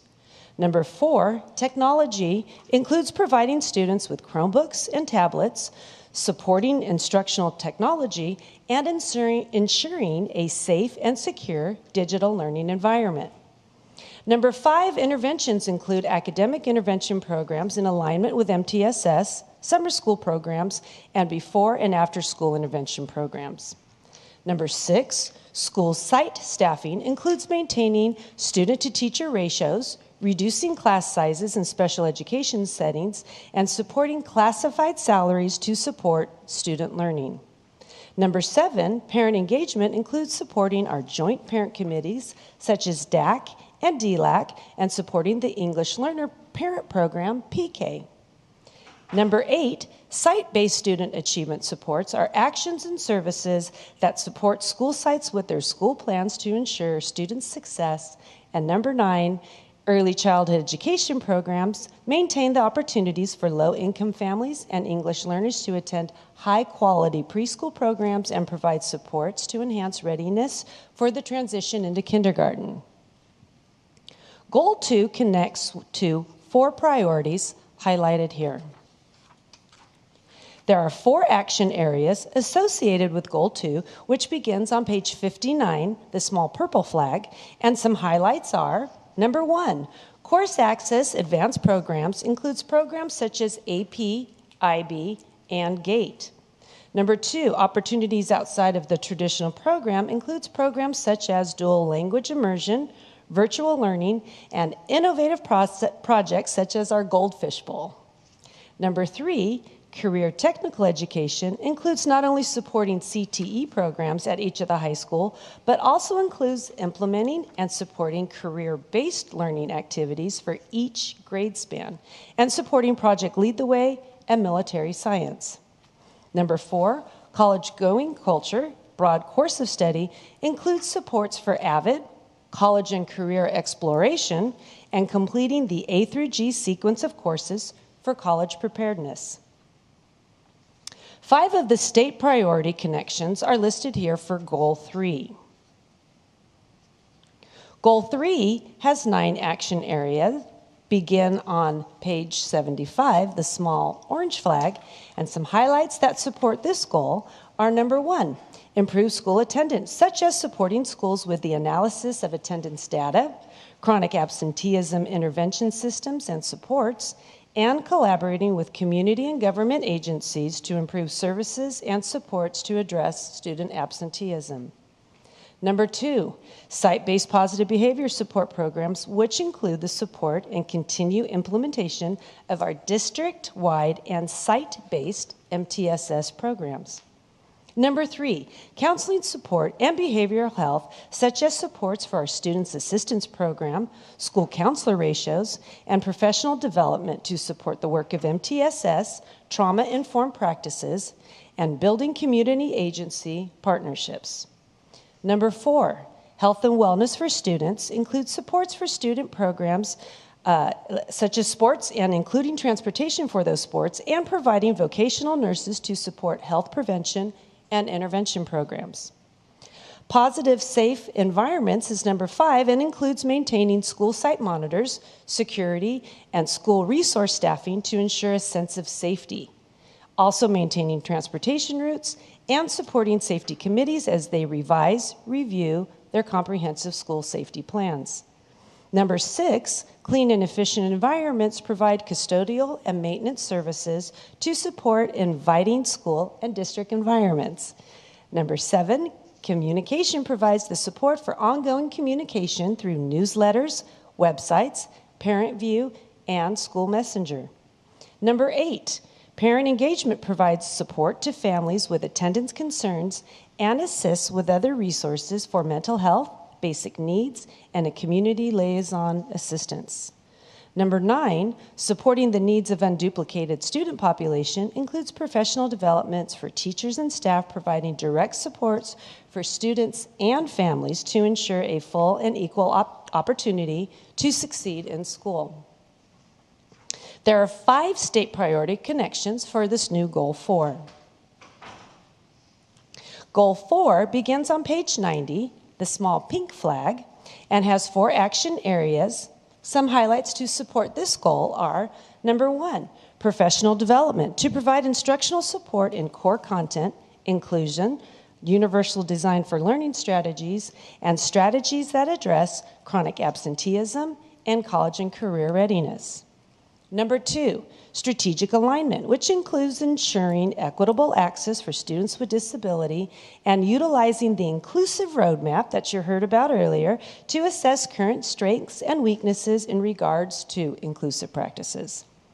Number 3, interventions and support in alignment with MTSS, such as the Don Johnston UDL Toolkit to support students with disabilities, accessing grade level standards and course materials and assignments, and also utilizing project facilitators to support the implementation of specialty intervention and training programs. Number 4, engagement, such as providing parent trainings that will highlight post-secondary opportunities and career pathways for students with disabilities, and monitoring student and family participation in the wonderful Student Support Services community events. Now, this brings us to all of the sections of the LCAP, the BOP, or the budget overview for the parents, that pink post-it note, the supplement to the annual update, the blue post-it note, and then similar to previous LCAPs in the past, the sections of the actual annual review, the yellow, which includes general information about our Desert Sands community, reflections on the identified success and areas for improvement, highlights of the plan, information about comprehensive support, a description of the process with educational partner engagement and how that influenced the development of the LCAP, the goals and actions that support our district vision and mission statements, an analysis section for each goal, reflections on how each contributing action either increased and or improved services for our unduplicated student population, and how we plan to continue those supports needed to close that achievement gap. Then the plan continues with a section that includes expenditures, actions, carryover tables, and then concludes with instructions. So what is new this year? Obviously, we had a new goal, Goal 4, that supports our students with disabilities. And with the addition of our Goal 4, a new graphic will be created to highlight all of the goals. But another new section to the LCAP this year is the goal analysis section. It's at the end of each of the goals' metric and action information. The goal analysis section includes information regarding the implementation of the actions, the budget for the actions, the effectiveness of the specific actions, and any changes made to the plan goal, metrics, desired outcomes, or actions for the coming year that resulted from our reflections. As seen here, there are many educational partner groups that contribute to the process on reflecting and establishing priorities that are captured in the LCAP, such as community committees, parent committees, school site and district leaders, and students. Details regarding this process can be found in the section Engaging Educational Partners on pages 34 through 41 and includes summaries of the process and aspects of the LCAP that were influenced by specific feedback, such as providing support with at-promise students, campus cleanliness, mental health, and language acquisition for our English learners. Desert Sands utilizes a 4-stage problem-solving approach for ensuring continuous improvement with meeting our LCAP goals. By planning, implementing, observing or studying the results, and then acting upon the lessons learned, we can provide the best actions and services to support student success. And as mentioned earlier, with the addition of the new Goal 4, a new Plan, Do, Study, Act graphic will be created.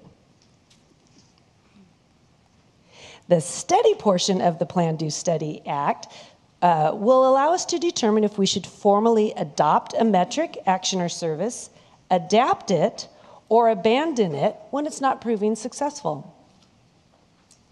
Educational partner groups participated in collaborative activities such as Avid World Cafes, which were offered in both the in-person and the virtual meetings, where they analyzed and discussed metrics and actions within each of those goals. Feedback was captured through collaborative discussions and activities in those meetings, but was formally captured through thought exchange. There are 3 components when participating in a thought exchange. 1, share your thoughts. 2, star, consider and rate the thoughts shared by others. And 3, discover the ideas we all have in common and what we value as a community. And we love that it works on all of those devices. The thought exchange feedback is then analyzed for key ideas, key themes, and concerns that influence the analysis and the development of the LCAP. In an effort to provide clarity to educational partners, we have that Cliff Note or infographic version of the LCAP. This abbreviated version of the LCAP captures critical information found in the document and summarizes all things LCAP, including plans to decrease achievement gaps, chronic absenteeism, and suspension rate, while also increasing student achievement, English learner academic success, MTSS, AVID at all school sites, and supports for mental health and social-emotional well-being for staff, students, and families. It also provides a summary on our LCAP funding, which I will now introduce Mr. Jordan Aquino, our Assistant Superintendent of Business Services, to address the funding overview, projected revenue, and budgeted expenditures.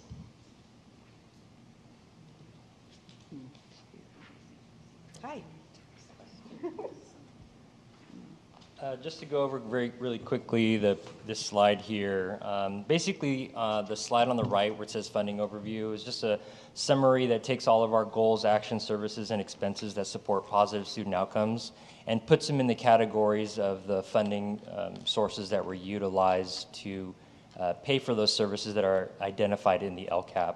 That section on the bottom just puts them in subcategories for how much of that is in personnel and non-personnel, things like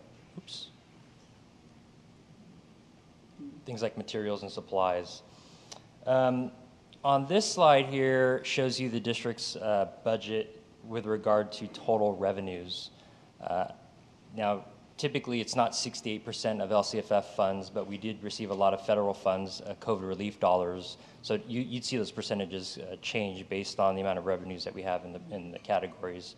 But this here shows how much we received in LCFF funds for the budget year, and then breaks it down a little further and says how much of that is tied to other LCFF funds and specific to supplemental concentration. This item lastly, is basically a pictorial representation of how much is in our general fund expenditures and how much the LCAP, or the story that talks about all the services and all the great things that we're doing for our kids, how much of that is ultimately told in the form of the LCAP. So of the $422 million budget that we have, $305 million of that is specifically identified in the LCAP, and the services are explained in the LCAP. Any questions?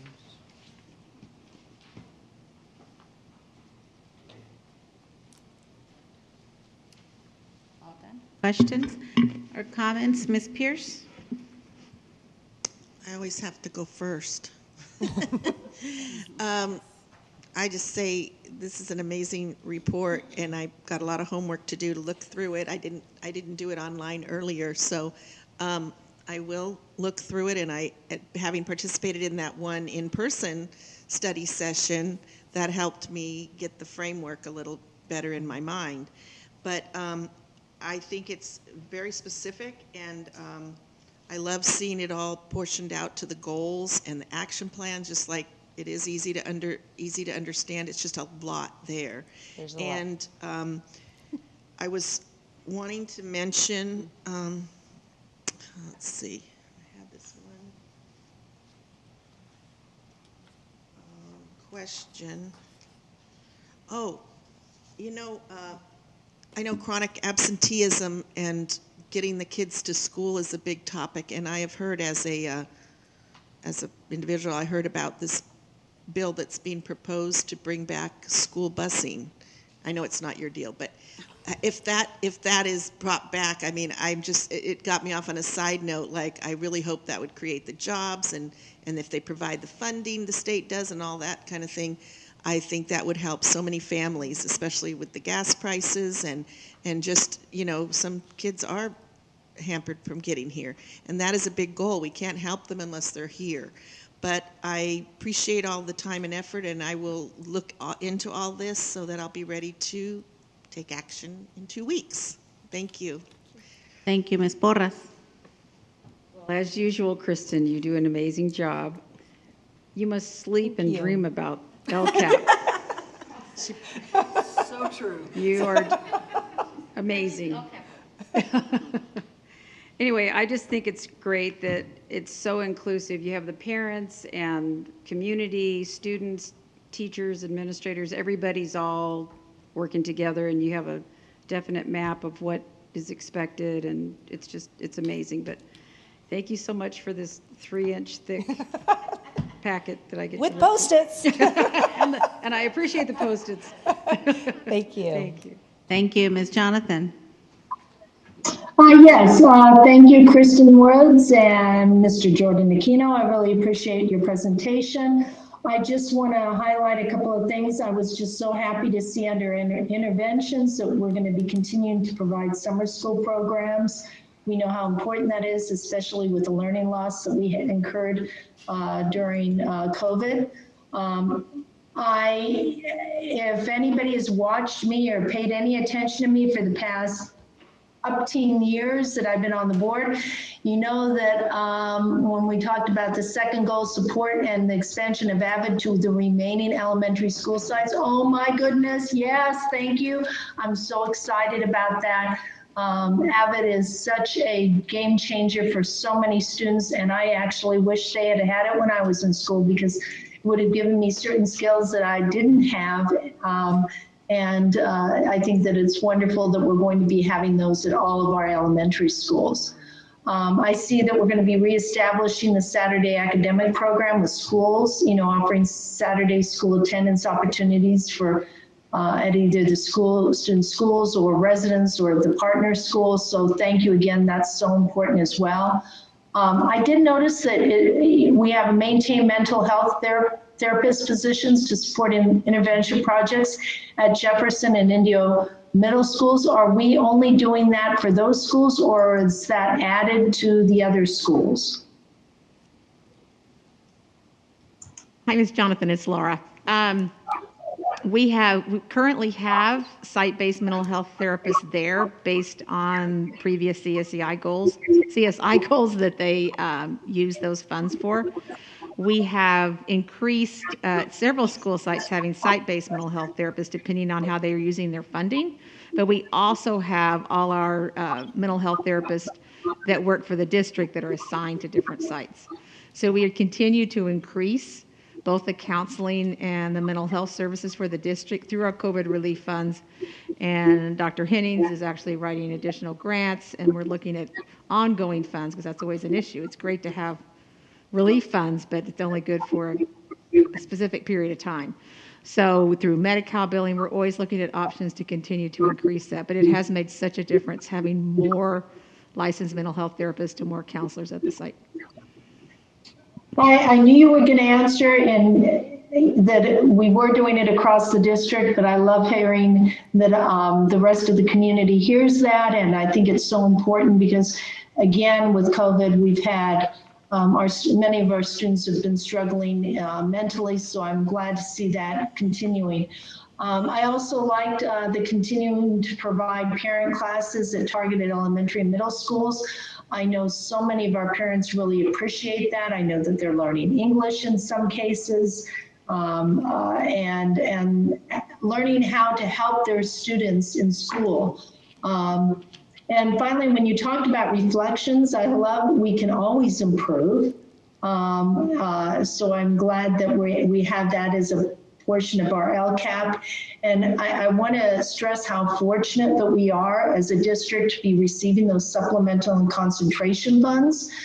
People may not realize that not all districts get that supplemental and concentration funds. Some school districts are basic aid and don't have the resources in order to provide some of the services that we're able to do with that funding. And I also wanted to talk about the goal analysis and effectiveness. You know, I like, again, about how you said we're acting on what we learn, you know, and learning what we adapt and what we abandon. And I used to be on this committee, and I love the thought exchange and how we can all work together throughout all those thoughts and share what we value and some current concerns that we have, and our voices can really be heard. So, you know, you always have done a wonderful job with our LCAP, and I just want to thank you again, Kristen Woods and Mr. Aquino, for making sure that we are providing the best we can for our students in the district. Thank you. Thank you. I just had a couple of questions.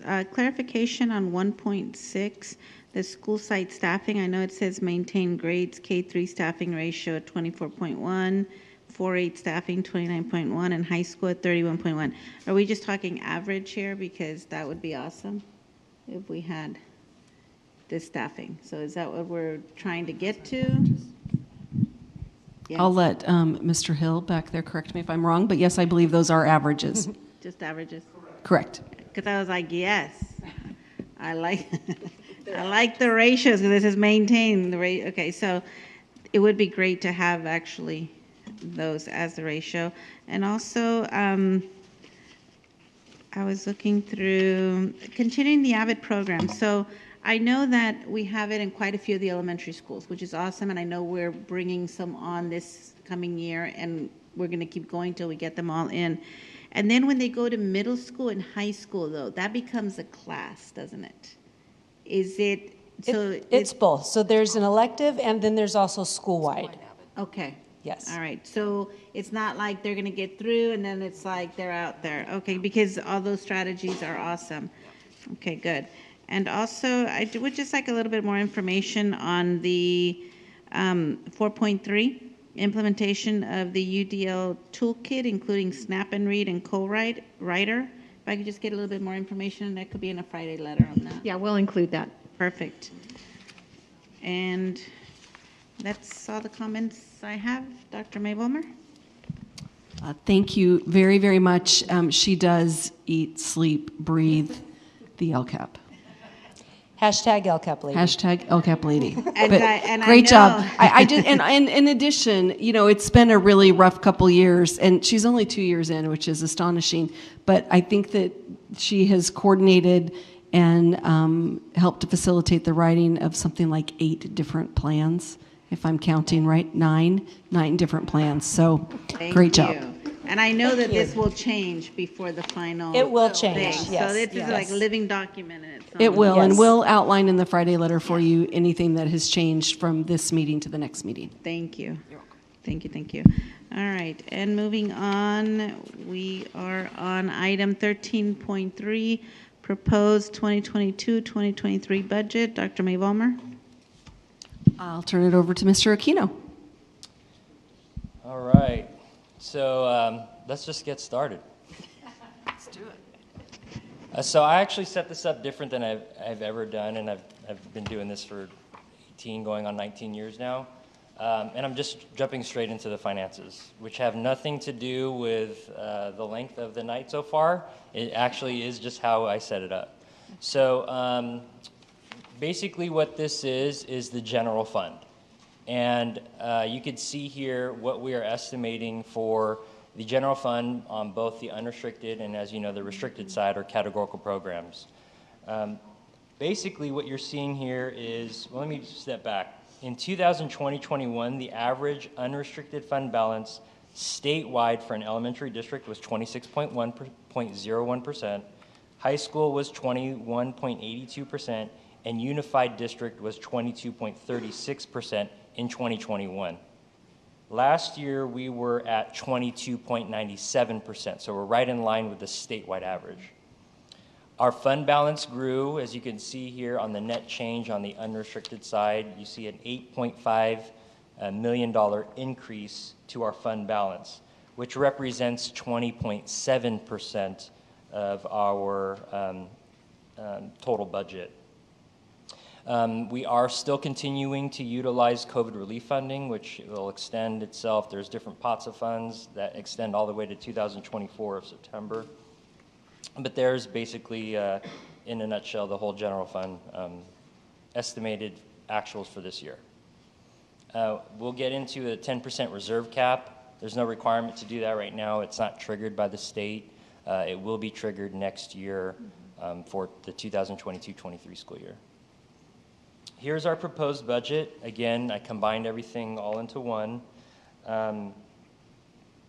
We have the unrestricted general fund balance.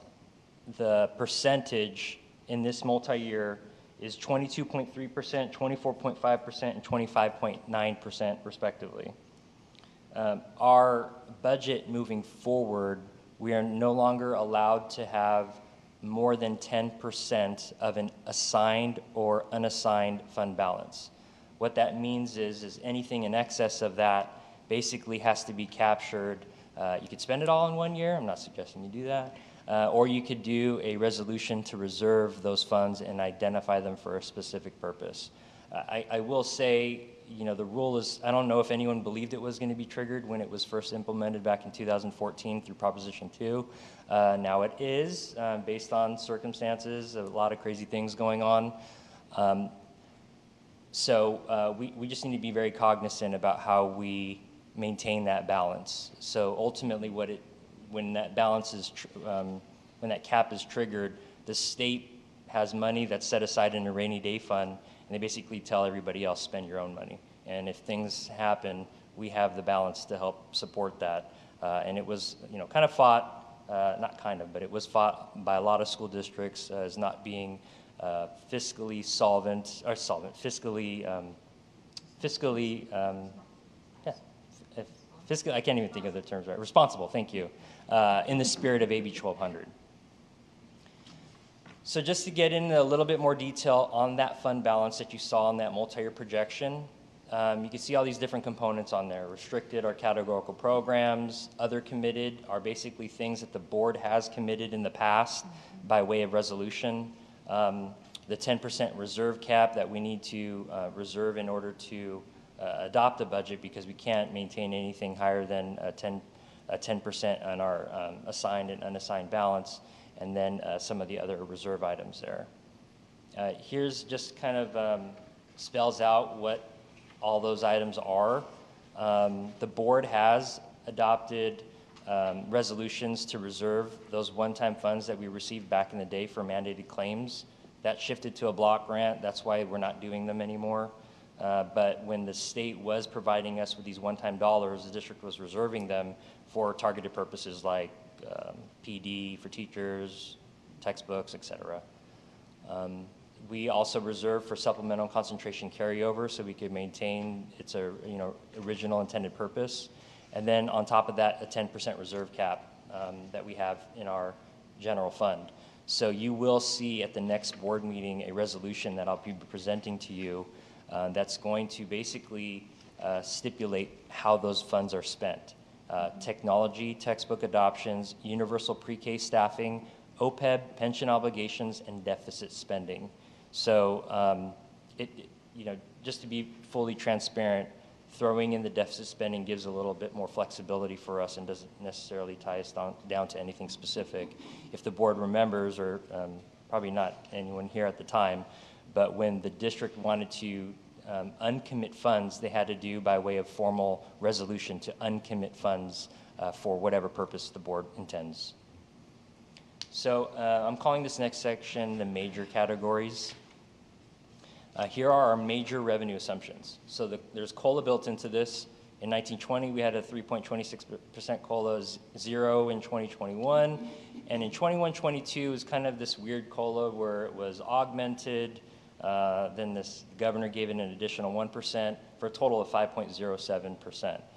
Next year, we're looking at 6.56% COLA, and then you can see the COLAs that are forecasted in those out years. Those are built into the budget.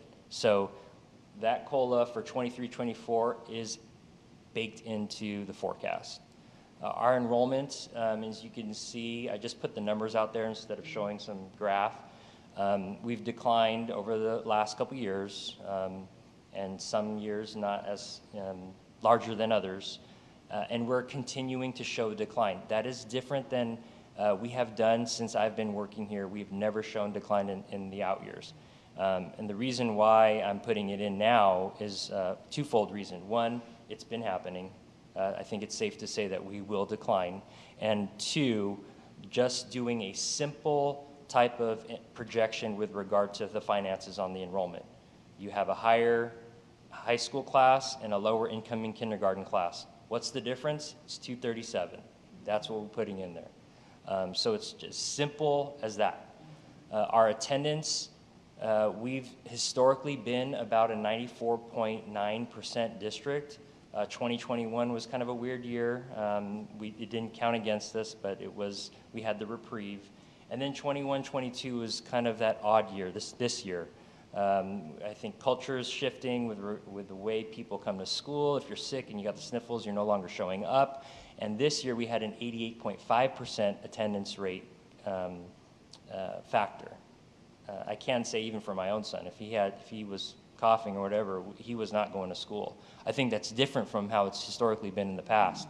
We have no history that shows us what this new dynamic is going to be. So for purposes of budgeting, and attendance makes up a major factor when we're forecasting revenues, is that we kept in the 88.5% moving forward. If things get better, great. If they don't, then, we hope that doesn't happen. The unduplicated pupil count went significantly up in 21-22.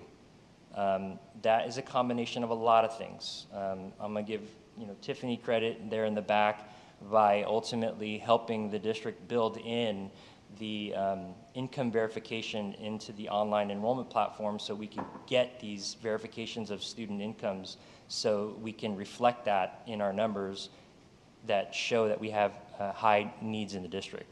That number also can go up based on direct certifications based on the state, so students who are foster, all the different classifications that are tied to it. Now, I don't want to misspeak and get them wrong, but that contributed to that percentage going up. How did we forecast the out years? I just took the average of those two numbers and came up with 77.66%. Again, as simple as that. There's no like crazy formula behind it. We hope that those numbers are going to continue. Dan Capello is submitted an application to the state. We're very far in the process. That will make us completely community eligible district-wide. Tiffany's already building in the income verification forms on our online enrollment platform, and we believe that number is going to get higher.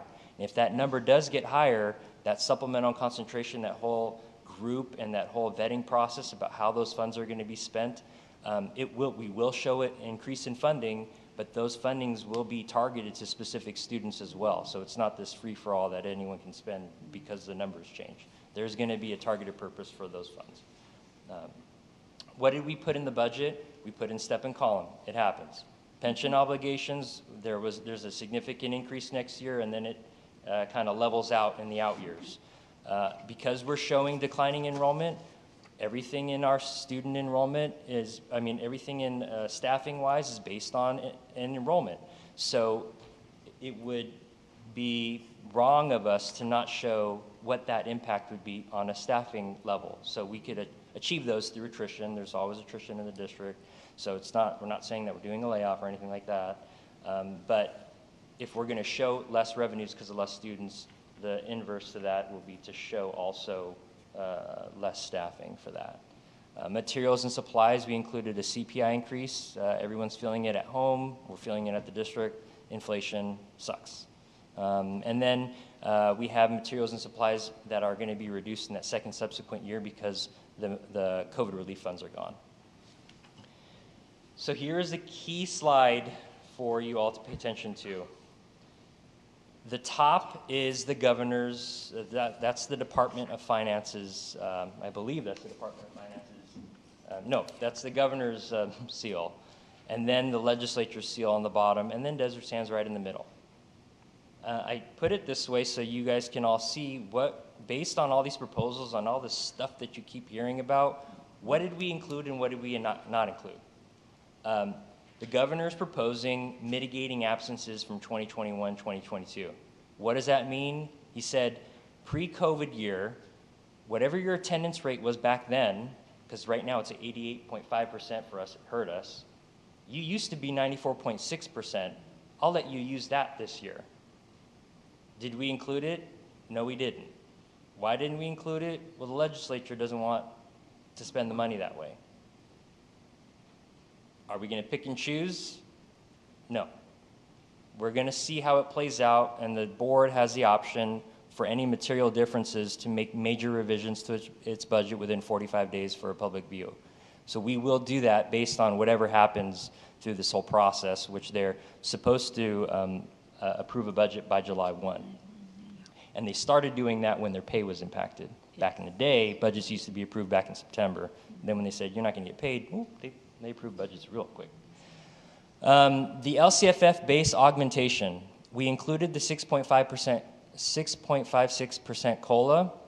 We didn't include the base grant increase for both the governor or the legislature.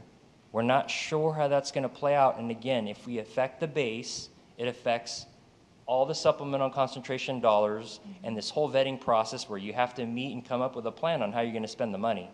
So when that does happen, because there'll be some kind of increase there, I'm not sure what it's going to be, we will make those adjustments. And just so you know what that potentially means to the district, for the governor's proposal, that's $20 million next year. For the legislature's budget proposal, it's $30 million. So it's not small. We're talking significant funds here. The average ADA for LCFF, starting from now, 22-23 moving forward, or 21-22 moving forward, the state is going to allow us to average our ADA. And I'm going to show you what that means here in a second. And the one-time block grant, we didn't include either. That potentially could be $28 million. That will be for a one-time purpose where the governor and the legislature do not agree on how that's supposed to be spent. The governor wants it for mitigating learning loss, staffing levels, addressing mental health. The legislature wants it all on salaries and contributions to pensions or employee benefits. So very, very different philosophies between the two. So again, this is a very important slide because it clearly illustrates what's in our budget. Why did I show you that first slide? Because that slide is going to change. Those numbers they're just going to not be what they are right now. I'll tell you that right now. Here's the average ADA for LCFF, and you see all these, things. I'll just go through it really quickly. The top line is the enrollment. The green line is attendance. That gray line is how we typically got funded on ADA. That average ADA is that red line, so it smoothed out the process. So because of that average ADA, we're receiving more funding. That is built into our budget. You could see here, if we didn't have that smoothing out average, we would be below that line. So all that shaded area is what we made up in revenues. The governor's proposal for using that pre-COVID ADA for that previous year, and it gets really technical, but it will ultimately increase our ADA funding moving forward for the next couple of years until it evens out eventually, which I probably should have showed 25, 26, but I didn't. But ultimately, we would be funded at a higher rate if the governor's proposal moves forward. Again, just to talk, we're allowed to do a 45-day revision, and I think we're obviously going to have to. I think we also need to be very cognizant. Now, GDP for last quarter, which is national indicator, we were negative GDP at 1.5. Now, anytime you hit 2 consecutive quarters for negative GDP, that's rule of thumb considered a recession. But the new kind of updated forecast, I was just looking it up, they're looking at, I believe it's a 0.9% increase. So we might not be considered to be in a recession. But I think we do need to be very careful because the child tax credit is going away for families. Gasoline is just way crazy, ridiculous. Inflation is also hitting everybody in the pocketbooks, and the impact of the war on Ukraine and how that's affecting pretty much all aspects of everything we do. I'll go through really quickly on the other funds. Charter school has a balance. See it? Child Development Fund and Cafeteria Fund, Foods and Child Nutrition, those have a category for general fund contribution. We did not contribute. That's a good thing. With food services, we were contributing for a lot, but we used a lot of COVID relief funds to mitigate some of the impacts that we were having because we were serving meals, all that kind of stuff, pandemic. Post-employment benefits, Fund 17, Fund 67, our self-insurance fund, which can only be used on those specific purposes. Measure KK, our bond fund, and developer fees, which you're going to see a fee justification study, and I invite the board to ask any questions that they may have. But that balance is going to be used for any portables that we need due to growth, because that's what that money's for, and to build out the additional classrooms at Oliphant Elementary School. You'll know Measure KK and the developer fees paid for what Oliphant is today. And then when that fund was depleted, that fund has been building up to this day, which we have $15.1 million that we're going to apply to a new 10 to 12 classrooms over at Oliphant. And I believe the estimate for that building is $18 million. The building corps is going to contribute, I think, $1.8 million. So we still don't even have enough. Even with the developer fees, we'll have to contribute a couple more funds from our capital funds to fund that whole project. But that Oliphant school and the developer fees are tied to the growth. So it's a perfect nexus as to why we need to use those monies for that purpose. Our Capital 40 Fund, and Patrick here in the office in the boardroom, maximizes our bond program by identifying projects that ultimately will qualify. So when we spend $100 million on something, the state is giving us $40 million of that. And then CFDs, CFDs are also known as Melrose Communities. That is it for the presentation. Any questions? Thank you. Ms. Pierce, any questions or comments? I love your explanations in simple language, showing the outline years and all the projections that have impacted the different projections. We do know about the declining enrollment and the attendance issues, and I know we've spoken about it in our budget studies. I guess we have to wait for the July 1st deadline to see what they end up doing between the governor and the legislature and what gets passed in order to really come up with it's from that date, then you have a 45-day revision, is that right? It's 45 days to whenever the budget is signed. Okay, but the latest they can do it is July 1st, right? Well, if they want to get paid on time, yes. Yeah, they might do it they might do it this month. Yeah, we'll see. Any day now. Any day now. So I believe the legislature has till the 15th of July to turn in, June to turn in, and then the governor has the remaining time to line item veto, do whatever he needs to do. So just so you know, let's assume that it's June 30th that the budget is signed. We'll make adjustments to meet that 45-day window, make it available for public inspection, and we will bring that budget to the board on August 16th. Okay. Well, thank you for this information. I appreciate your work. Thank you, Ms. Porras. I have no questions. Thank you so much, Jordan and Patrick. Ms. Jonathan? Wow, that may be one of my favorite presentations, Jordan. That was fascinating. No, I always appreciate your presentation on the budget. You have done an incredible job as our Assistant Superintendent of Business Services, and I feel very confident in where we are. I like that you're talking about making sure that we're fiscally sound, especially when it comes to OPEB, because again, that has to do with STRS and PERS, and those are funds that we have to address, and we need to make sure that we can meet that obligation.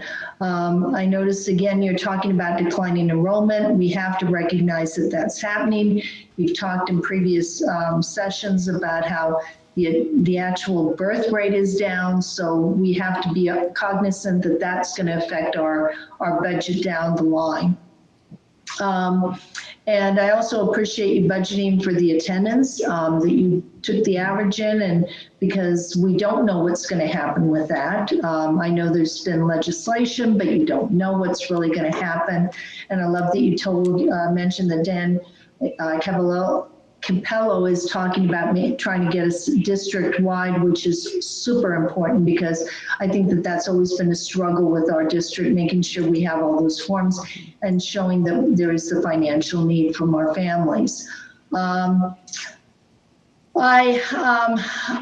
noticed that you talked about using some of the funds for Oliphant, for their for portables and things like that, and I know we've talked about that. I do have a question and concern. Do we have schools with declining enrollment where they're choosing not to go to their home school and going to Oliphant? So now we're having empty space in our schools. I do agree that we have to be a district of choice, but not at the at the risk of making sure that a school is not full capacity or even close to full capacity. And I just wanted to ask you if you know anything more about that as far as schools within the vicinity that are pulling to Oliphant. Yeah, and I don't want to. Laura's department handles a lot of that as well. We have been in very, very early talks about how ultimately that does impact the capacity over at Oliphant. So I know Laura's staff has been doing a number of things as far as verifying whether the students are within the boundaries of Oliphant, but that is something that is very on the forefront of our decision making and very conscious about that dynamic. Yeah, because ultimately, I mean, I do want, if Oliphant needs to be expanded, I'm thumbs up with that. But at the same time, I don't want to be spending funds where we could be putting them into services for our students, and they could be going to schools that are a quarter empty or a third empty. I want to make sure that we have everybody is realizing that our schools are excellent across the district, and that we make sure that we aren't giving special funds to one school versus another. And so now, again, we're having an empty school. But thank you again for the presentation. It was great. I always welcome hearing about our budget. And I agree with you. I think that it's a little premature to base anything really until everything is set on the table, because as you said, legislation and the legislature and the governor have two different concepts of how much funding they want to give us, et cetera. What the base grant will be, if it's increased, how much it will be increased, and all those items. And I think that we need to find out in the end what is really going to happen as far as funding the school districts in California. So thank you again. Great job. Thank you. I think Ms. Pierce had another question. Yes, Ms. Jonathan's inquiry brought up a question. I think when I toured there's 2 or 4 portables out on the side where they're planning to put that building. Is that right?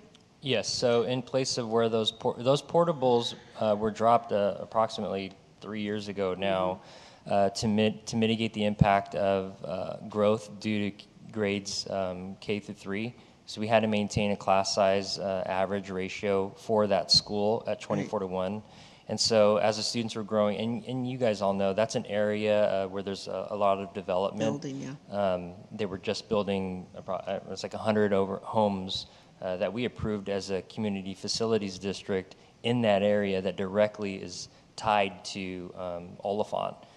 And if you look in our developer fee justification study, approximately every 3 dwelling units that are developed, estimated 1 student comes from those developments. So ultimately there is a nexus with regard to the developer fee that we collect and the growth that is specific to that area.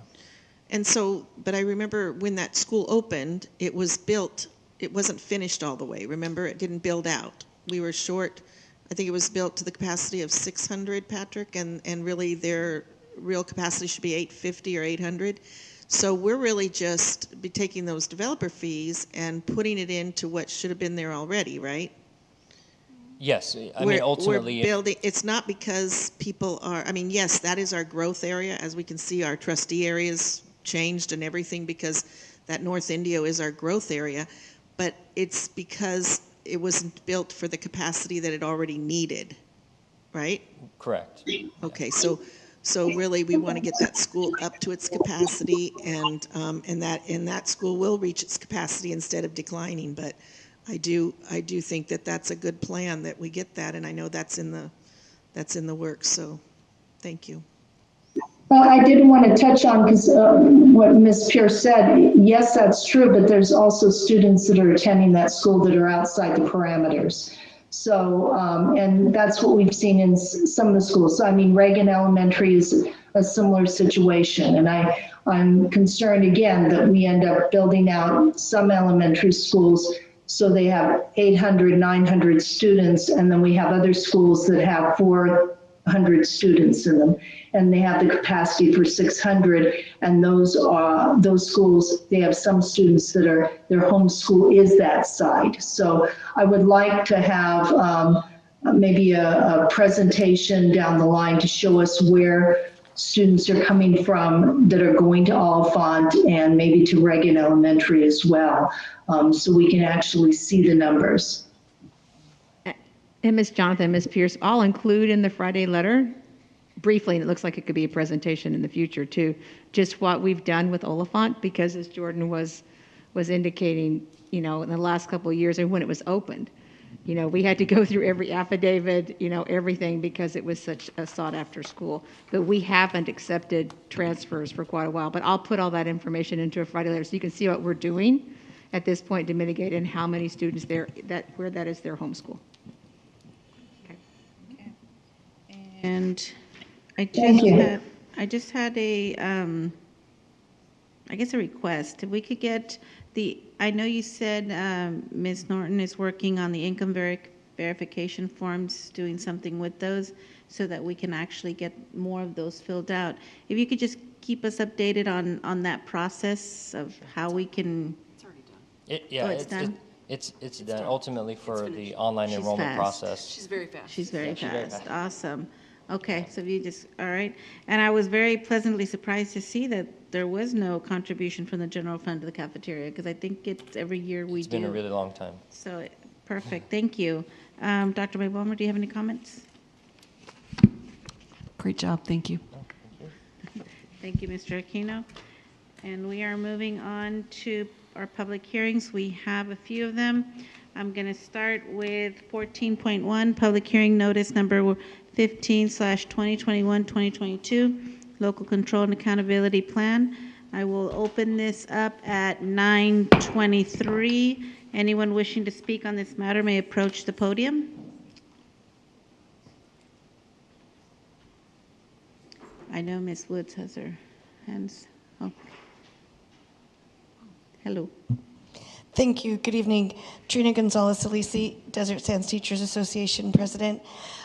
As we look at where we are budgeting our funds and where we are placing our emphasis for the local control accountability plan, I hope that we take into consideration safety, the physical safety, the mental safety of our students and staff at every single one of our sites, especially in light of recent activities in our nation. I appreciate the fact that the fourth goal was added. I really think that that was needed, and it really, I really liked how those presentations were done tonight, because we had the presentation on the inclusive practices, and then highlighting that fourth goal in our Lcap. That was great. But I think that I just don't want this to be swept under the rug. We can't just become numb to the safety issues at our schools. I will share, sorry, I don't know why I'm saying so much. I think because I wasn't planning to speak, but I think this is an opportunity to speak to safety of staff and students at all of our sites. And I'm not talking about just teachers and students, but also here, this very large facility. I know that every time I come in here, even if I go through the door that's over by nutrition or by the cafeteria, and I'm going to business services, I walk over here and I check in so that they know who's in the building. And when I leave, I come back down here and I check out so they know that I'm not still here. There are still some sites who don't have Raptor that are using a sign-in clipboard, and I'm still signed in at one of them from 2 weeks ago. I haven't left. So we really, really need to tighten that up. The other thing that I wanted to mention, oh gosh, I lost it when I started talking about that. With the safety of all of our staff, all of our employees. Sorry, it's late. I lost what I was going to say. But that is really, really important for everybody to be. Again, let's not let another one of these just go by and just be like, well, we hope it doesn't happen to us. I know that we're in the safety committee. We are talking about window coverings is a really big deal right now, because there are issues with not being able to see inside the classroom, and like students, a student and a teacher being one-on-one, and grooming opportunities and things like that.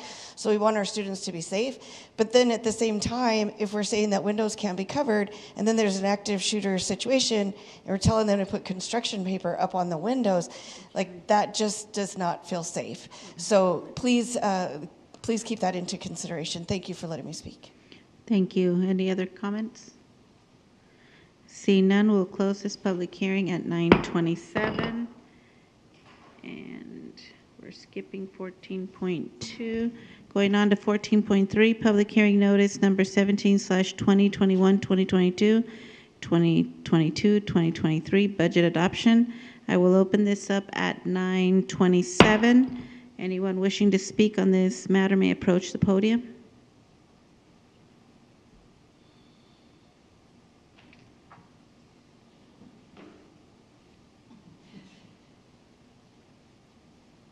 Thank you. I'm going to take advantage of the public hearing opportunity.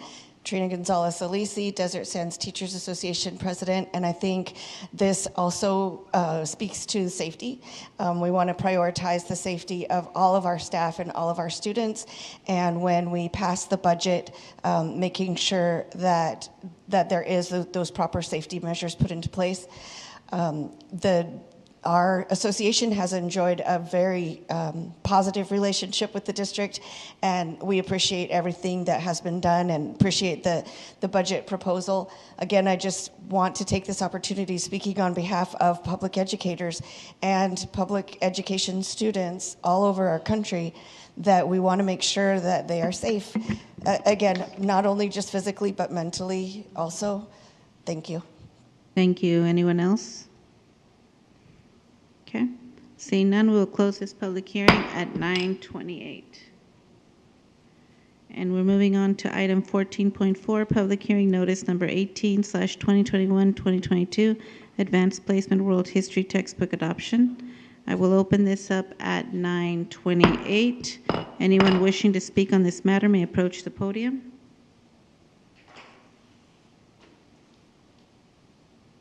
I'll speak again. This one's not on safety, though. Trina Gonzalez-Alisi, Desert Sands Teachers Association President. As far as the World History textbook adoption, I want to publicly state that Desert Sands is not teaching critical race theory.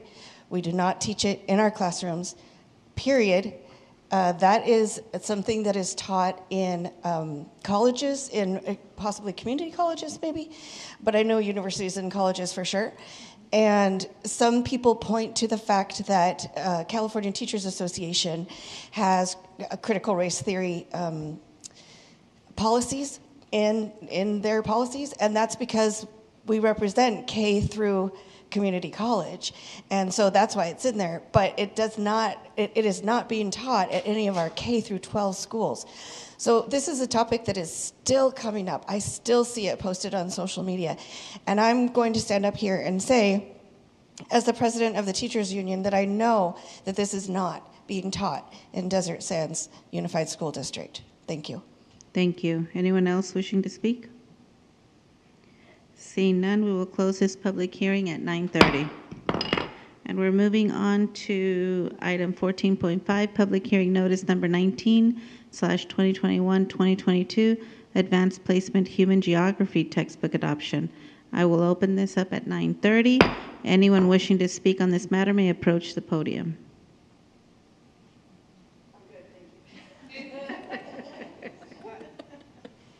Seeing none, we will close this public hearing at 9:30. Moving on to item 14.6, public hearing notice number 20/2021-2022 for the Development Impact Fee Justification Review and Update and the proposed statutory level 1 developer fees. I will open this up at 9:31. Anyone wishing to speak on this matter may approach the podium.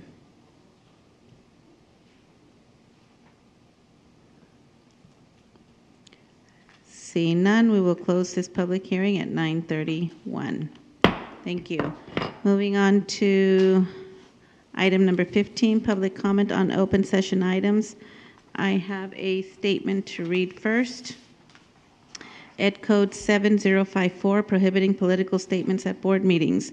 Pursuant to Education Code 7054, the district is prohibited from expending any resources directly or indirectly to urge support or defeat of any ballot measure or candidate for elected office, including candidates for the Board of Education.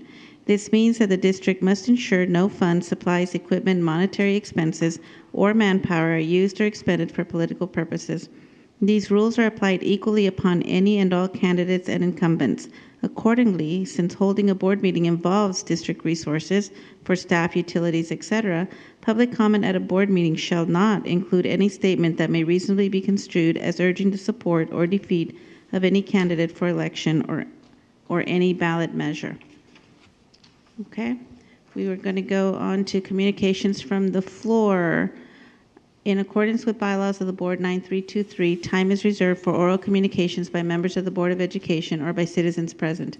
Citizens wishing to be heard on agenda items shall have a 3-minute limit and should indicate their attention at this time. In accordance with the law, decisions of the board cannot be made on any matter not previously published before the board meeting, as indicated in bylaws of the board 9323.2. And we have one, Ms. Catherine Silvera.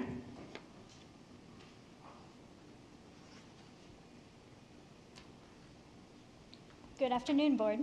There are many ways a school board and cabinet can communicate their priorities. One way, and probably the most impactful, is through our school and district budget.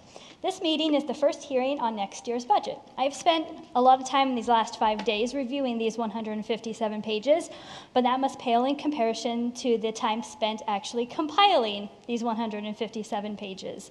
When approved, the budget and Lcap will tell the community and their employees what we have deemed important and what has been deemed low priority. For example, the discrepancies of growth of budget for the credentialed supervisors and administrators compared to the credentialed teacher's salary. The child nutrition program funds were increased. These are just 2 examples how the budget reflects our priorities within these budgets. When reviewing those pages, let's think to ourselves, are these the priorities that our district wants? Another way a board can communicate their priorities is by literally communicating to their staff, parents, and teachers. We are all painfully aware what happened on Tuesday, May 24th. There was a massacre in Texas where 19 children and 2 teachers died. It shook the nation to the core. It was a gut punch to educators, students, parents, and to everyone. All of a sudden, our students' safe place of education did not feel 100% safe, and this was not the first time. Parents had to reconcile, that there was a possibility, no matter how small, that when dropping off our children to school, the unthinkable was in fact a possibility. A majority of your educators, parents, and school staff came in Wednesday morning early to double-check our classroom perimeters, to resubmit work orders for broken windows and doors that didn't lock, and wonder where the best place to hide is. Students had their safe place destroyed. I work in an elementary school. Many of the 5th and 4th graders came in aware of what transpired, questioned procedures, and they were a little on edge that day. We had a handful of emergency vehicles that went by our school when I had my 4th graders in this classroom. Usually this goes unnoticed. At that day, at that sound of those sirens, all my 4th graders stopped and froze and could not continue their art. This was a time for our leaders, for our schools, and our school board to come together and communicate resolve, strength, and reassurance. However, it was not until the next day, after the school and work day at 6 p.m., 31 hours after the event, did a communication go out, but not from our superintendent nor our safety team. As a parent and educator, this should have been communicated before the start of school on Wednesday. Us teachers should have been given reassurance and guidance on policy, what our district has in place. Us parents should have been reassured about the safety within our school before we had dropped our children off to school. Instead, parents and educators were sent in blind. At a time we needed to hear you, there was silence. We have heard the word transparency so many times within these last 2 years. Transparency starts with timely, heartful communication. Thank you. Thank you. Okay, we're moving on to item 16, board and superintendent comments. Ms. Pierce?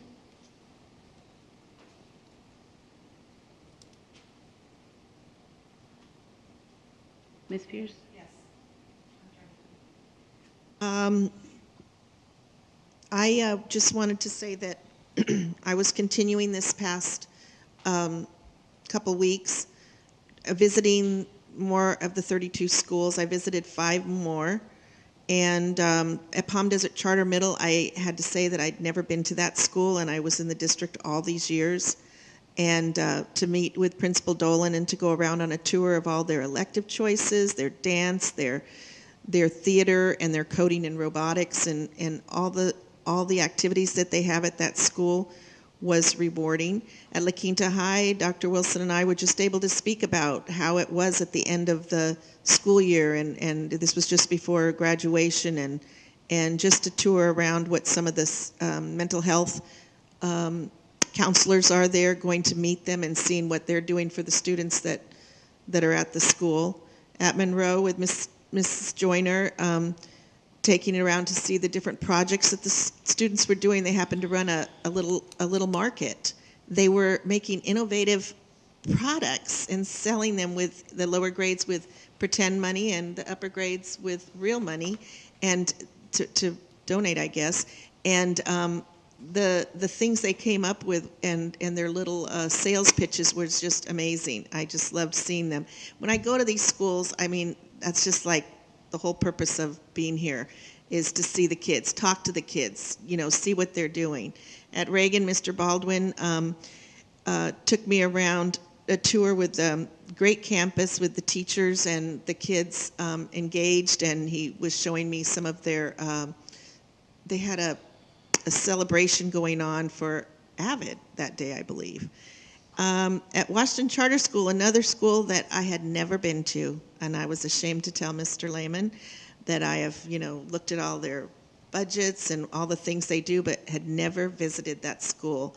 And it was amazing to see the projects there, the things that the kids are doing, and to take that tour and to spend time. And it was nice because we just went around to all different grade levels, and it wasn't a structured tour. It was just, what sounds interesting, where can I, get around to. I missed, the two schools I missed are Hoover and the early childhood education. And I hope to be able to go over there and see their extended school year, summer schools. Maybe I can get over to Hoover and see what they're doing and the fun activities they plan to engage the kids in their extended learning for that. And us early childhood's right here, and I haven't been to that either. I enjoyed the AVID presentation in the boardroom that day, where it went through all the elementary, middle, and high school and what they each are highlighting. I'm so excited also, someone already said that it's going to extend to our other elementaries. I do believe it's an excellent program for organization and just really learning how to be a student and learning how to be an organized person. We also took the Trek tour to 5 schools, so you see your bond money in action. And that was with Lincoln, Ford, Monroe, Indio Middle School, and Madison. Community members came, and it was also the last Bailey and Coffee. And we could go and see all the improvements made and how proud the kids were of all their new desks and materials and just so many things that brought their school up to a more modern state. Some of our schools are 50, 60 years old. And the graduations were very, very rewarding to go to, the 7 graduations, and to see, I had a smile on my face the entire time, greeting all these students coming across, the 2,200 students, I think Mr. Bailey said, that had just been successful and coming over and doing their culminating activity for their education. I just loved it. I know I just read there's an adult ed graduation tomorrow night, right? I didn't know that one, but I'm looking forward to the summer school one, the kids that have just keep working in order to get enough units to graduate in the middle of July. So I'm looking forward to that for their success. I also enjoyed going to the Madison School Government event, even though I was a little late. They redid it for me. And to see the kids in elementary school doing that government and running their meeting and so forth. And the last thing I really appreciated, I had never met her except see her in board meetings, but Sally Frazier, and to see what a wonderful person she was over there at Palm Desert Charter Middle School and her dedication for the multipurpose room to be the Performing Arts Center. And they actually, I'd gone in there on my tour, the culinary department, they have a culinary department with a kitchen and everything, and those kids were out dressed in their white chef's uniforms, made these beautiful, biscuits and morning snacks and fruit sticks and everything. They were so proud of it and learning how to serve with napkins over their arms. They just really enjoyed it, and there was community members, students performing there. So that was really rewarding to go and see that and meet her and talk to her after her dedication to that school. Those are my comments. Thank you. Thank you. Ms. Porras? I attended the Sands of Time celebrating the retirement of our Desert Sands classified and certificated family. It was a beautiful celebration, and Dan Capella from Nutrition Services and his staff did an outstanding job as usual. I attended the Palm Desert Student of the Month with President Conover. It was a very heartfelt celebration. The students introduced their parents, and there wasn't a dry eye in the place as parents gave praise and adoration to their children. Also, Lupe Huerta was recognized as Classified Employee of the Month. Lupe is the longest serving employee at Palm Desert High. And Craig Gauntz was recognized as the Certificated Employee of the Month, and students spoke about how they love being in his class. I attended the AVID presentations. All the presentations were amazing. The students just glowed with excitement as they showed how they use their planners and talked about how much it helps them with their homework and staying on task. I attended the CSBA Delegate Assembly in Sacramento as a new delegate with Trustee Jonathan. And I attended Palm Desert and La Quinta graduation ceremonies. It was really nice to see the excitement of the students and parents being able to celebrate in person again. I also attended Mr. Bailey's retirement celebration. So many people from our community came out to give Mr. Bailey a warm send-off. And as usual, Nutrition Services did an amazing job. And the cake that Bertha made was incredible. I mean, not only was, I didn't want them to cut it. It was just amazing. She made this little tractor that was just, anyway, I didn't realize we had a cake boss, you know, here in our midst. But Bertha's just, she's incredible. But, and the cake tasted wonderful too, so. And lastly, I just want to say that I attended the Desert Sands Education Foundation Gala on Saturday, and Sean just did an incredible job, and staff that put that all together. It was so much fun, and the students were outstanding. The talent that performers, the girls, there were two girls, I don't remember their names, but they were sophomores from La Quinta High School that sang, and Palm Desert director Guy Lake had his jazz band play that was just incredible. And Louis Ladisquin, I hope I'm saying his name right, but he played the saxophone, just amazing. I mean, I felt like I was in a nightclub or something. He was just amazing. And anyway, lastly, I just have to say congratulations to Wendy Jonathan for being a new grandma. She has a new grandson, Levi Winston Jonathan, and I just so happy for her because she's been waiting for this for a long time. So, and Mr. Bailey. Well, yeah, we already know about Mr. Bailey's baby. Oh, anyway, and then Mr. Bailey has a new granddaughter, and that's why he's not here. He's holding her and loving on her. So, anyway, those are my comments. Thanks. Thank you, Ms. Jonathan. Well, I wish I could say, first of all, I want to commend Ms. Pierce for going to all the school sites. I have always done that in the past. This year I've been kind of out. I've not been out as much because as it was stated, I had a daughter-in-law who was pregnant and we were seeing her quite often and I didn't want to expose her to anything. And we welcomed Levi Winston Churchill last week. I'm a grandma and I'm very happy about that. And so unfortunately, for the first time in the 10 years that I've been on the board, I did not participate in any of the graduations. And the only reason I am here remotely is because tomorrow we are going in for an event with our grandson. And so I wanted to make sure that he was safe and I was protecting him and my daughter-in-law. So I'm very happy and thank you, Ms. Forrest, for mentioning that. First-time grandmother, and anybody that knows me knows that I've been waiting for this for, like 10 years. So I'm over the moon. Life is wonderful. So, but congratulations to all those students that graduated, and for all those teachers and staff that worked for the entire school year, working hard. I want to say thank you for all you've done for our district. Thank you. I do want to take this time to thank all our staff members. I think the ending was kind of like, it was, I don't even know how to describe it. I don't know how to describe it, but it was an overwhelming year. The 7 graduations that I attended, fortunately, it was a very nice, breezy evening and no 108-degree weather on those days. But it was nice to see the children reach their milestone as well as those retirees that we had. It's kind of, a beginning and an end there.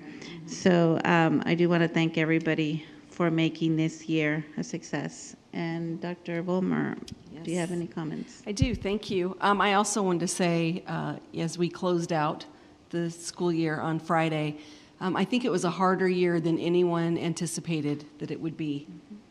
And I think that's probably true for parents, staff, students. And so I just had this overwhelming feeling. I think coming off the graduations, it was pretty amazing to watch over 2,000 students cross that stage. And that's really, it's what we're all about, right, is really preparing students for college, career, and life. And so it's a very, very special event to be able to do that. But I just had an overwhelming sense of just pride in our students and thankfulness for our staff and for parents and community members that not only educated students but supported them along their journey this year. And as much as we are closing things out, today was the first day of summer school, so that was exciting to see that off and running. And I have it on from a reliable source that your two student names, Ms. Porras, were Natasha and Sitali from La Quinta High School.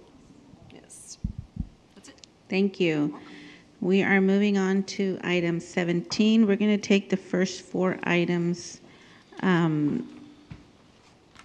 one by one. There are 13 items in general functions business services, and I'd like to, is there a motion to take items 17.5 to 7.13 as a group or individually? So moved, Linda Porras. Is there a second? Second, Tricia Pierce. It has been moved and seconded to take items 17.5 through 17.13 as a group. Is there any discussion? Hearing none, calls for the question. All those in favor say aye. Aye. Aye. Aye. Aye. Any opposed?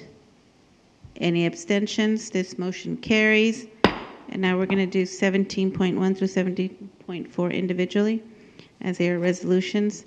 Item 17.1, is there a motion to accept resolution number 33/2021-2022, authorization to commit unspent supplemental and concentration grant fund balances? Make a motion to approve 17.1. Is there a second? Second, Linda Porras. As this is a resolution, it calls for a roll call vote. Is there any discussion? Hearing none, Ms. Pierce? Aye. Ms. Porras? Aye. Ms. Jonathan? Aye. And I vote aye. This motion carries 4-0. Moving on to 17.2. Is there a motion to accept resolution number 34, 2021 to 2022, authorization for the Education Protection Account spending plan? Make a motion to approve 17.2, item number 17.2. Is there a second? Second, It has been moved and seconded to accept resolution number 34/2021-2022. Is there any discussion? Hearing none, as this is a resolution, it calls for a roll call vote. Ms. Pierce? Aye. Ms. Porras? Aye. Ms. Jonathan? Aye. And I vote aye. This motion carries 4-0. Moving on to 17.3. Is there a motion to accept resolution number 35/2021-2022, approving and adopting fee justification report for new residential and commercial/industrial development and authorizing increase in statutory level 1 developer fees? Make a motion to approve item number 17.3. Is there a second? Second. It has been moved and seconded to accept resolution number 35/2021-2022. Is there any discussion? Hearing none, as this is a resolution, calls for a roll call vote. Ms. Pierce? Aye. Ms. Porras? Aye. Ms. Jonathan? Aye. And I vote aye. This motion carries 4-0. Moving on to item 17.4. Is there a motion to accept resolution number 36/2021-2022, declaring the futility of public bidding for changes in the miscellaneous/finishes work and approving change order number 5 for the 224/01F Lincoln Elementary School Modernization Project? Is there a second? Second, Tricia Pierce. It has been moved and seconded to accept this resolution. Is there any discussion? Hearing none, as this is a resolution, it calls for a roll call vote. Ms. Pierce? Aye. Ms. Porras? Aye. Ms. Jonathan? Aye. And I vote aye. This motion carries 4-0. Moving on to item 18, General Functions Educational Services. There are 16 items in General Functions Educational Services. Is there a motion to take items 18.1 through 18.6 as a group or individually? I make a motion to take 18.1 to 18.6 as a group. Is there a Tricia second? Pierce. Is there a second? Porras. It has been moved and seconded to take items 18.1 through 18.6 as a group. Is there any discussion? I just Yes, I just wanted to say I'm glad to see that on our agenda that 18.1616 is to revise the board policy regarding ceremonies and activities, which updates the policy to provide graduating students who have enlisted in the branch of the military the option to wear the military sash during the ceremony. I appreciate us adding that on to our agenda tonight. I had a question. It was a funny title, Advanced Placement Human Geography. I don't know why it's called Human Geography. It's really geography. It's geography, but it also tells the story of people through the geography, so yeah. Okay, I get it. Right. I did want to say, I have to reach out and say thank you very much to our superintendent, almost, Ms. Vollmer, that with regards to the textbooks, she made sure that I was able to get the world history and the human, geography,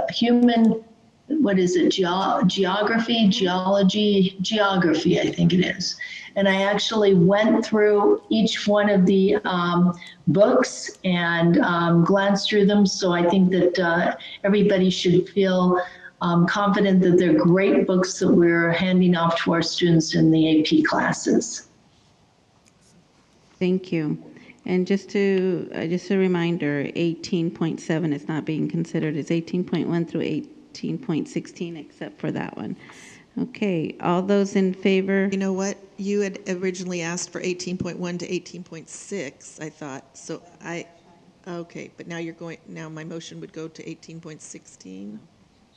So there are 16 items in educational services. Is there a motion to take items 18.1 through 18.16? Is what I already made the motion for 18.1 to 18.6, so are we going to vote on those and then take the rest? Or do you want me to redo it? I can redo it. I'll redo my motion.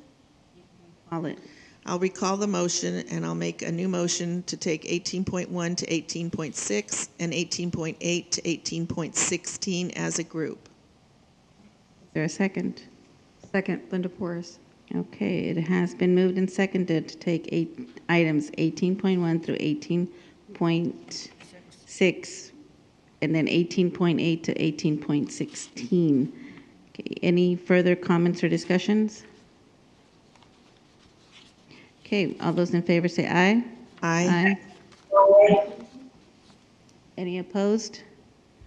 Any abstentions? This motion carries.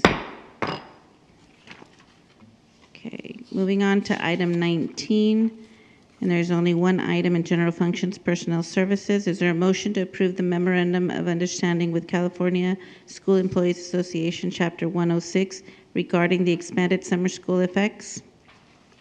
So moved, Linda Porras. Is there a second? Second, Tricia Pierce. It has been moved and seconded to approve the MOU with CSEA, Chapter 106, regarding the expanded summer school effects. Is there any discussion? Hearing none, calls for the question. All those in favor say aye. Aye. Aye. Any opposed? Any abstentions? This motion carries. Moving on to item 20, general functions, student support services. And we have one item. 20.1, addendum to the independent contractor agreement with El Paseo Children's Center, Inc. Is there a motion to approve this item? Is there a second? Second, Tricia Pierce. It has been moved and seconded. Is there any discussion? Hearing none, calls for the question. All those in favor say aye. Aye. Aye. Aye. Any opposed? Any abstentions? This motion carries. Moving on to item 21, general function superintendent. 21.1, employment agreement for assistant superintendent of educational services. So I have an oral statement to read. California Government Code Section 54953C3 requires an oral summary of a recommendation for a final action on the salaries, salary schedules, and compensation to be paid in the form of fringe benefits to be paid to a local agency executive. In addition, Government Code Section 53262 mandates that employment contracts for local agency executives be ratified in open session. In order to comply with these requirements, we will be providing an oral summary in connection with Agenda Item 21.1. This agenda item recommends approval of an employment agreement for Dr. Marcus Wood to serve as Assistant Superintendent, Educational Services.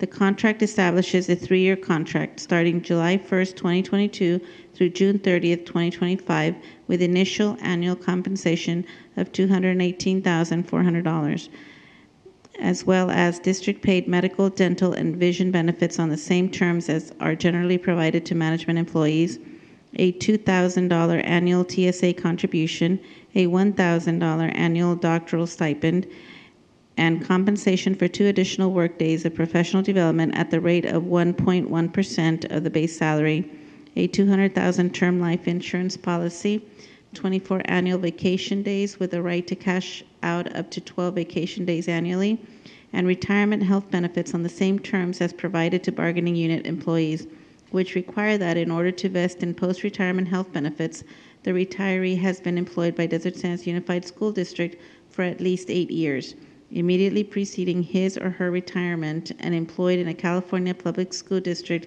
at least 15 years, immediately preceding his or her retirement. Print copies of the contract are available from Ms. Blanche Ramirez. Is there a motion to accept the recommendation to approve an employment agreement for the incoming Assistant Superintendent, Educational Services? So moved, Linda Porras. Is there a second? Second, Tricia Pierce. It has been moved and seconded to accept the recommendation to approve an employment agreement for the incoming Assistant Sup of Educational Services. Is there any discussion? I just want to say congratulations. I'm super excited about this appointment. I think Dr. Marcus Wood is going to be an excellent addition to our team and a perfect replacement for Kelly. So I'm really congratulations, Dr. Wood. Any other comments? Just wanted to say ditto. Congratulations, and I'm glad that you were released from jury duty so you could have the interview. That is true. All right. If no further comments, calls for the question. All those in favor say aye. Aye. Aye. Any opposed? Aye. Any abstentions? This motion carries 4-0. Okay, moving on to item 22, consent item, student matters. Dr. May Vollmer. Yes, thank you. We have 4 items this evening. Item 22.1, stipulated expulsion case number 21/22-59 on a motion made by Trustee Linda Porras, seconded by Trustee Tricia Pierce, and carried 3-0. On item number 22.2, stipulated expulsion case number 21/22-67 on a motion made by Trustee Linda Porras and seconded by Trustee Tricia Pierce, which carried 3-0. No panicking. Our handy-dandy tech team will fix the screen that is going away. All right, on item 22.3, stipulated expulsion case number 21/22-70 on a motion made by Trustee Linda Porras and seconded by Trustee Tricia Pierce and carried 3-0. And finally, on item number 22.4, expulsion case number 21/22-56 on a motion made by Trustee Linda Porras and seconded by Trustee Tricia Pierce was carried 3-0. Thank you. I was going to say, I still have like 4 pages to go. Yes. It's like, wow, okay. Item 23, consent items, business services. There are 8 items in consent items, business services. Is there a motion to take consent items 23.1 to 23.8 as a group or individually? I make a motion to accept item number 23.1 to 23.8 as a group. Is there a second? Linda? Okay, thank you. It has been moved and seconded to take these items as a group. Any discussion? Hearing none, calls for the question. All those in favor say aye. Aye. Aye. Any opposed? Any abstentions? This motion carries. Moving on to item 24, consent items, educational services. There are 8 items in consent items, educational services. Is there a motion to take consent items 24.1 to 24.8 as a group or individually? A motion to accept item number 24.1 to 24.8 as a group. Is there a second? Tricia Pierce. Second, Linda Porras. It has been moved and seconded to take items 24.1 through 24.8 as a group. Any discussion? Hearing none, calls for the question. All those in favor say aye. Aye. Any opposed? Any abstentions? This motion carries. And we're moving on to item 25, consent items. There are none. Personnel services. Item 26, consent items, student support services. There are 11 items in consent items, student support services. Is there a motion to take items 26.1 through 26.11 as a group or individually? Make a motion to take item 26.1 to 26.11 as a group. Is there a second? Tricia Pierce. Second, Linda Porras. It has been moved and seconded to take consent items, student support services 26.1 through 26.11 as a group. Is there any discussion? Hearing none, calls for the question. All those in favor say aye. Aye. Oh, there we go. Any opposed? Any abstentions? This motion carries. There is nothing on item 27, consent item, superintendent. Moving on to item 28, personnel action certificated. Dr. May Vollmer, do you have any items? There are no blind items this evening for certificated. Thank you. Moving on, 28.1, certificated personnel. Is there a motion to approve item 28.1 as listed? Is there a second? Second, Tricia Pierce. It has been moved to approve item 20, moved and seconded to approve item 28.1, certificated personnel. Is there any discussion? Yes, we have 5 people retiring tonight from certificated. We have Susan Finch from La Quinta High School. She's been with the district for 12 years. Carmen Illingworth, she's been with the district for 7 years at Palm Desert High School. Margot McCormick from Jefferson Middle School. Incredible loss that she's leaving. Not that it isn't a loss for all of these people that are retiring, but she has been such a great person in our district. She's retiring after 24 years, where she is currently the principal at Jefferson Middle. We have Octavio Vargas from Hoover Elementary, who's been in the district for 33 years. My goodness, he must have been very young when he came to our district. And finally, Michael Wilhite. And he's retiring after 21 years, educational services. He will be sorely missed. He's done so much, again, for our district with Math Field Day, Battle of the Books, etc. You will be sorely missed, Michael.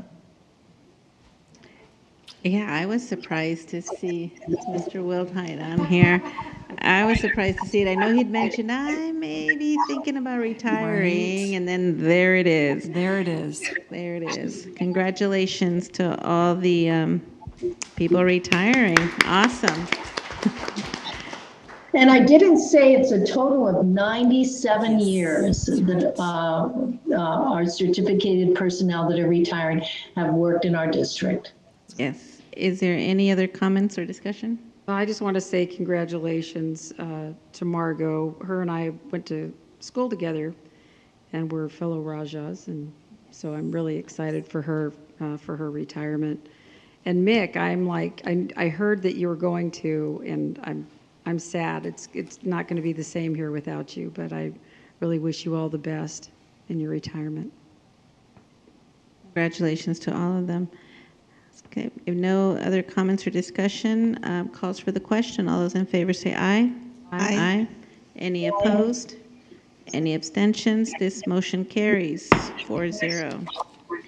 Item 29, personnel actions classified. Dr. May Vollmer, do you have any items? I do have one item.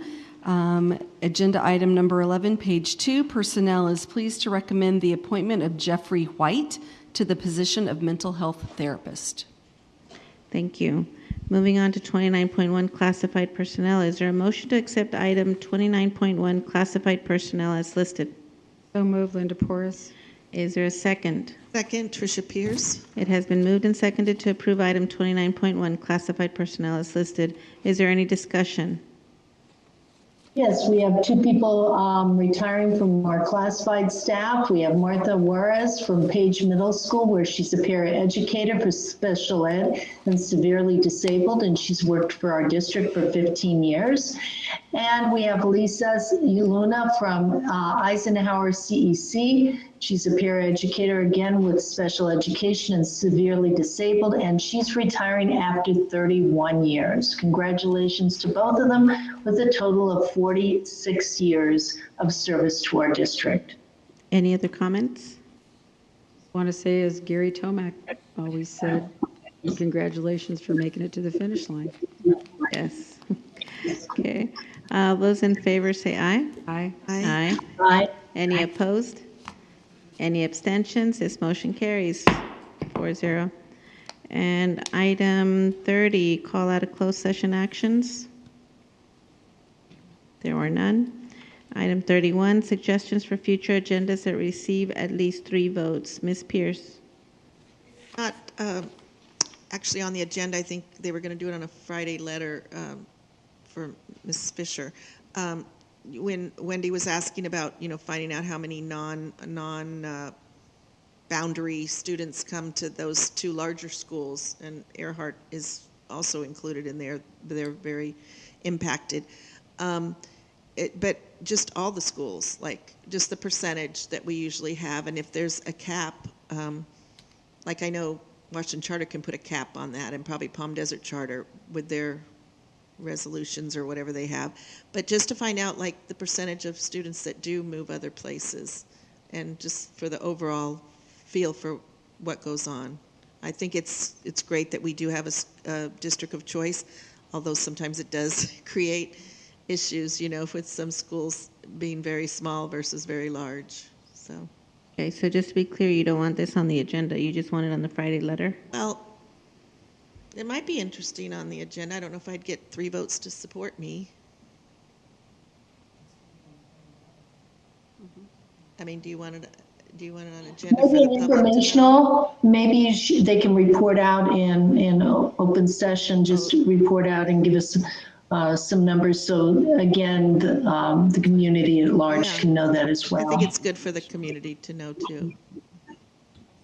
Have 1 vote. Ms. Porras? You going to give the 3rd vote? Okay. All right. And moving on to item 32, announcements. Wait. I have something. I don't know if you asked Linda if she had any. 3 votes. 3. I did want to, and this is maybe direction, if we can maybe look into technology. We have a great technology department, about creating maybe a check-in, check-out program that all of our schools utilize, so we know when somebody's come and they've left. I'm sure that there's our creative minds in our district can create something like that would be effective. And if they aren't able, maybe we can look into using a service of some sort, only because I do think it's important that we know when somebody's come on campus and that they physically left. And if they, within a certain period of time, the staff would get a notification that somebody's been on the campus for more than an hour or something. I think that would be beneficial for the safety of our students. Yeah, Ms. Jonathan, we do have Raptor, and Mr. Aquino is going to give you a little bit of information for that.